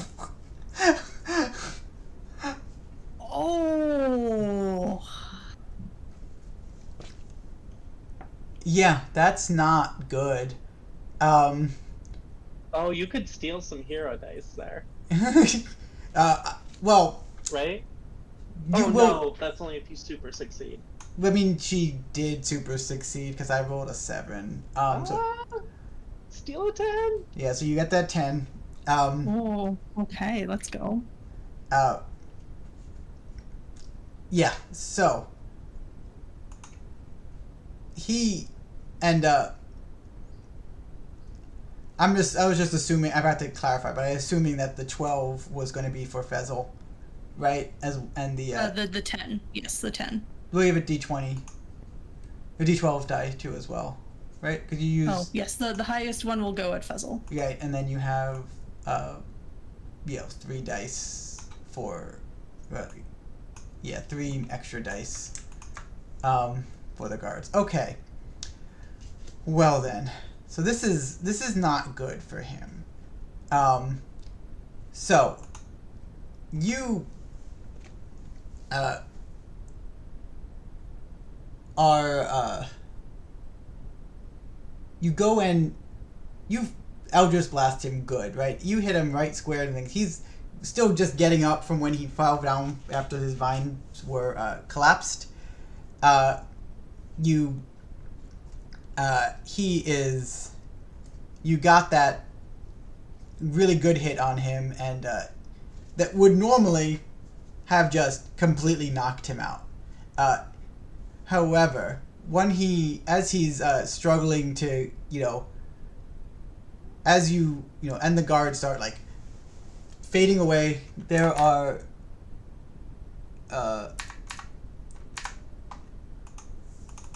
there is a good quarter of the guards kind of like get unconscious from this. There is another, injured. One of the other squads is injured, with a D8 of complication. And Fezzle gets, that square hit, the biggest hit of the Eldritch Blast directly from the horn, and as soon as you see this happen, right, like he starts to recover, right? Because normally what would happen was D12 plus it would have been stepped up, which would take him out. But you can see the wounds immediately start to recover, and so he's still messed. Fezzle burned from the fires of eternity. While you're typing, may I interrupt? You may. So we have $15 from Anonymous. Right now, I'm worried any dice anyone gets will immediately turn up 1. So here's to everyone winning and seeing Quet. Thank you so much. We also got $15 from Hockey Babbler, and I don't think I'm gonna cry, but I'm gonna get close. I am a simple them. I see good puppy. I donate to good puppy. Anade is so important in this space, and I am happy to give what I can. Mutual aid for the win. Thank you so much, Babs. I really appreciate it. And with those 2 donations, y'all, we're only $40 away from having Quet on camera tonight. So you can all see the adorable puppy tonight. We are so close. We're almost there, and I know this TTRPG is coming very close to the end, so I just wanted to share how close we are, and thank you so much, everyone, so far for being here and for donating. Yes. So he is. Thank you so much, everyone. I believe we can do it. Yes, this is almost over. The Fezzle is hanging on by a literal thread at this point, and the guards are injured, battered, and dispersed. Because I chose to make myself go first, this is not looking good for Fezzle. So yeah, he is. I spent that dice from the Doom Pool to recover some of his injuries, and that is where we're at now. Claw, who's going to go next? I am muted once again. Plotter is going to send it over to Claws. Yep. Okay. So, can I spend 2 points to activate 2 different abilities? Yes. Okay. I am going to immediately spend 2 to activate Stamina, spend 1 PP to recover from any of my complications related to taking physical damage. So I'm going to shrug off my ouchies. Like, I think they all see Claws kind of like stumble and fall from the previous hit. Look at like where she's bleeding, lick the wound, and just shake and get up. And then I'm going to spend a second point to activate my area attack feline ferocity. So Mm-hmm. starting off, spending those points, I get a d6 for stamina, a d10 for feline ferocity. And I am going to attack the 3 remaining squadrons and Fezzle. Yeah. So that'd be So only adding 2 d6 for this. Yeah. an extra 2d6. Oh no, yeah. 3. I think 3 is So just the there's max. 3, so yeah. total of extra 3d6. Mm-hmm. Oh wait, no, 2 is the max. You said? No, 3 is. 3 is the max. 3 is the max. Yeah. Okay. So I'll add those 3, and then fighter 12, fierce 10, enforcer 8. So we're gonna see what the dice give me. Okay. Jesus Christ. So 20. you get that 8, and I get a point. Yeah, and you have 22. Are you attacking Fezzle too? I make sure. So hold on. Yes. Hold on. So Okay. I have 22. I am going to spend 2 points to add 2 more of the dice to my total. That brings me down to 3. But I am going to take 22 plus an additional 7, so up to 29, and I will take that 6 and bring it all the way up to a 35. Okay. So can you color the And dice that you're taking, just so I can understand? So I am taking the 12. so right? the 2 I would normally have. Yep. So the 10 and the 12, plus Okay. the 6 and the 7. Okay. So this 10. So that's a total roll of 35. Okay. All right. And then that leaves. So I lose the 8. So I guess I would do an effect die of 6 on Fezzle, and then 6 on 2 of the guards. Yes. Okay. Because I can't use the 8. The 8 Correct. was a fizzle. Yes. Okay. This is what we call in the business overkill. No, yeah, Claws doesn't like bleeding. Okay.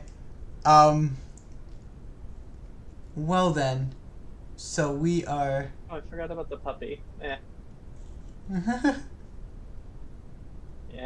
I think that's the puppy would not be particularly helpful in this attack. I would think. No. So. Well then, so the guards are going to. Well, he gets to defend poorly.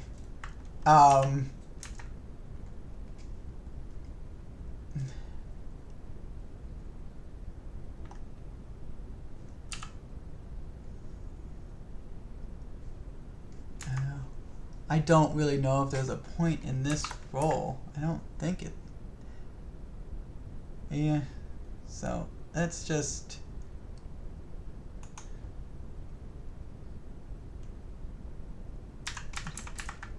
Let's see. I don't think they can. I don't think this is. I don't think there's enough dice here to eat.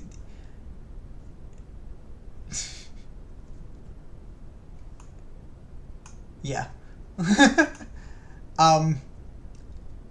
Yeah. So, as at this point, there's. And I want to use any, like, each step of the 5 above. I just want to increase the effect die again Yeah. and again on Fizzle. Yeah. I mean, yeah, you don't have to for Fizzle. It's probably better to use on the guard just because you only need once he gets past D12, he's gonna be taken out anyway, and any dice would do that. So it'd be better to use that for the guards. But regardless, this ends the scene. So Yeah, no. I mean, even then, no. Fizzle needs to be gone. Okay. Claus Okay. is laser focused on that one dying. Okay. Yeah. So that happens. And Fezzle is kind of inundated with really, a flurry of these throwing stars that don't ask where they come from. That's not the important part. And the guards are kind of dispersing, especially after their leader has been so thoroughly burned, and they've been burned, and so through this, not all of the guards are unconscious or taken out, but the rest, anyone that are not, are seeing these animals at their strengths is they lose their morale and start fleeing. And Fezzle is quite thoroughly not on this plane anymore, and so with all the people who are left is unconscious guards and the tied up Anade. So Queenie last to go, still in rat swarm form.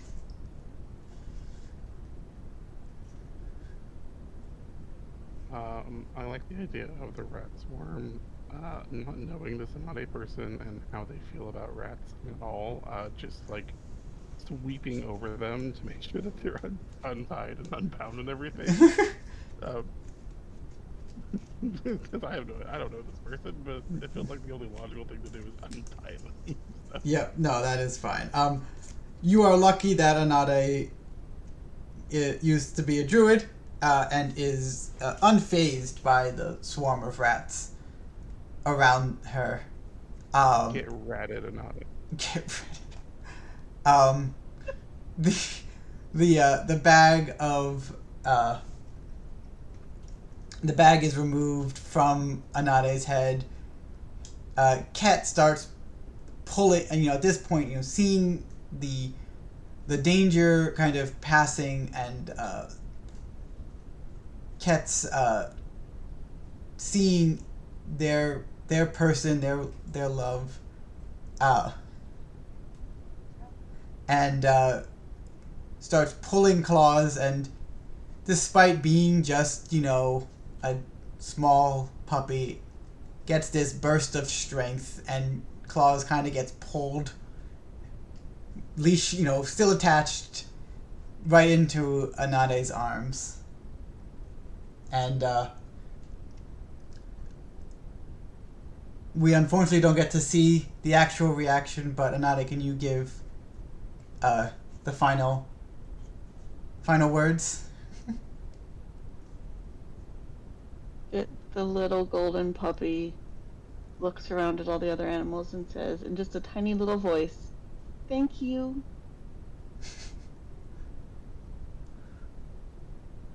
And that's scene. Thank you, everyone. I know there were some complications and some really bad dice rolls, but I hope everybody enjoyed.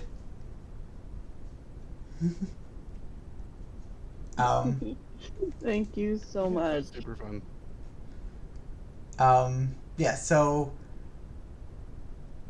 if anybody wants to give any shout outs before we end the stream? And so we'll go in order again to the top left. So Shout outs to Anade, because they're super cool. And I legitimately could not do a lot of what I do with Preventathon without their help. So keep doing, y'all. Thank you. Rio? Yeah, shoutouts to Anada and shoutouts to you, Arrya, for putting this together. It was so much fun, and thanks for having me. Oh, thank you. That wasn't the kind of shout outs I was thinking to have you go. But yes. You get one anyway. Friday? I'm just happy to be here. Perfect. And lastly, my blank. Kasaki. I was gonna say Queenie. Kasaki. Yo, shoutouts to Rolling Ones and also Anade, because Anade's super cool. Oh, you all are cool. No, you're cool.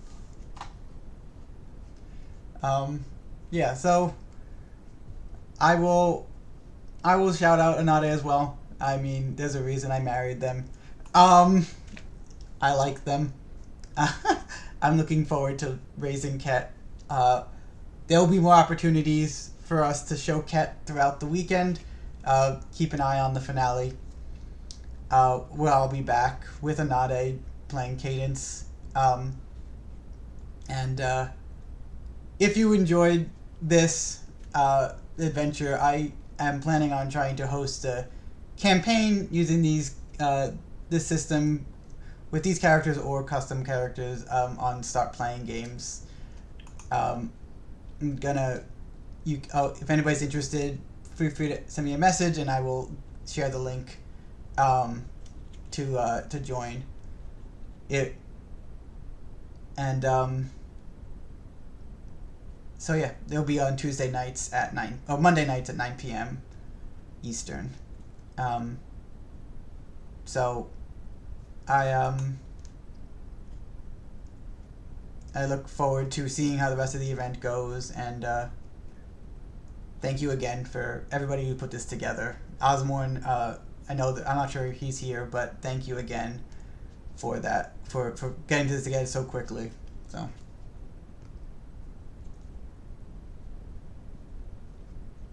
Thank you all. It was fun to be here, mostly silently in the background. And yeah, everyone, we do, of course, this was our pre-show. We do have 2 full days starting tomorrow. You can type !schedule in the chat to see all of the, just so many games coming up. And as Arya mentioned, the finale Sunday night is going to be Cadence of Hyrule. Arya and I are going to be playing that co-op. And we'll have another chance to hopefully see Quet on camera. So hopefully we'll get to see that. But there's lots more to come. Thank you all so much. Thank you for those who are in this call right now for running, playing, background, behind the scenes for a couple of people. And thank you everyone who's in chat and for those who've donated. I appreciate every single one of you. Don't go anywhere, y'all. We're gonna go ahead and raid Elite Spud, who tomorrow will be doing the story mode of F-Zero GX. So you can get a little maybe taste of what's coming up with Quest for Quet. And just thank you one more time.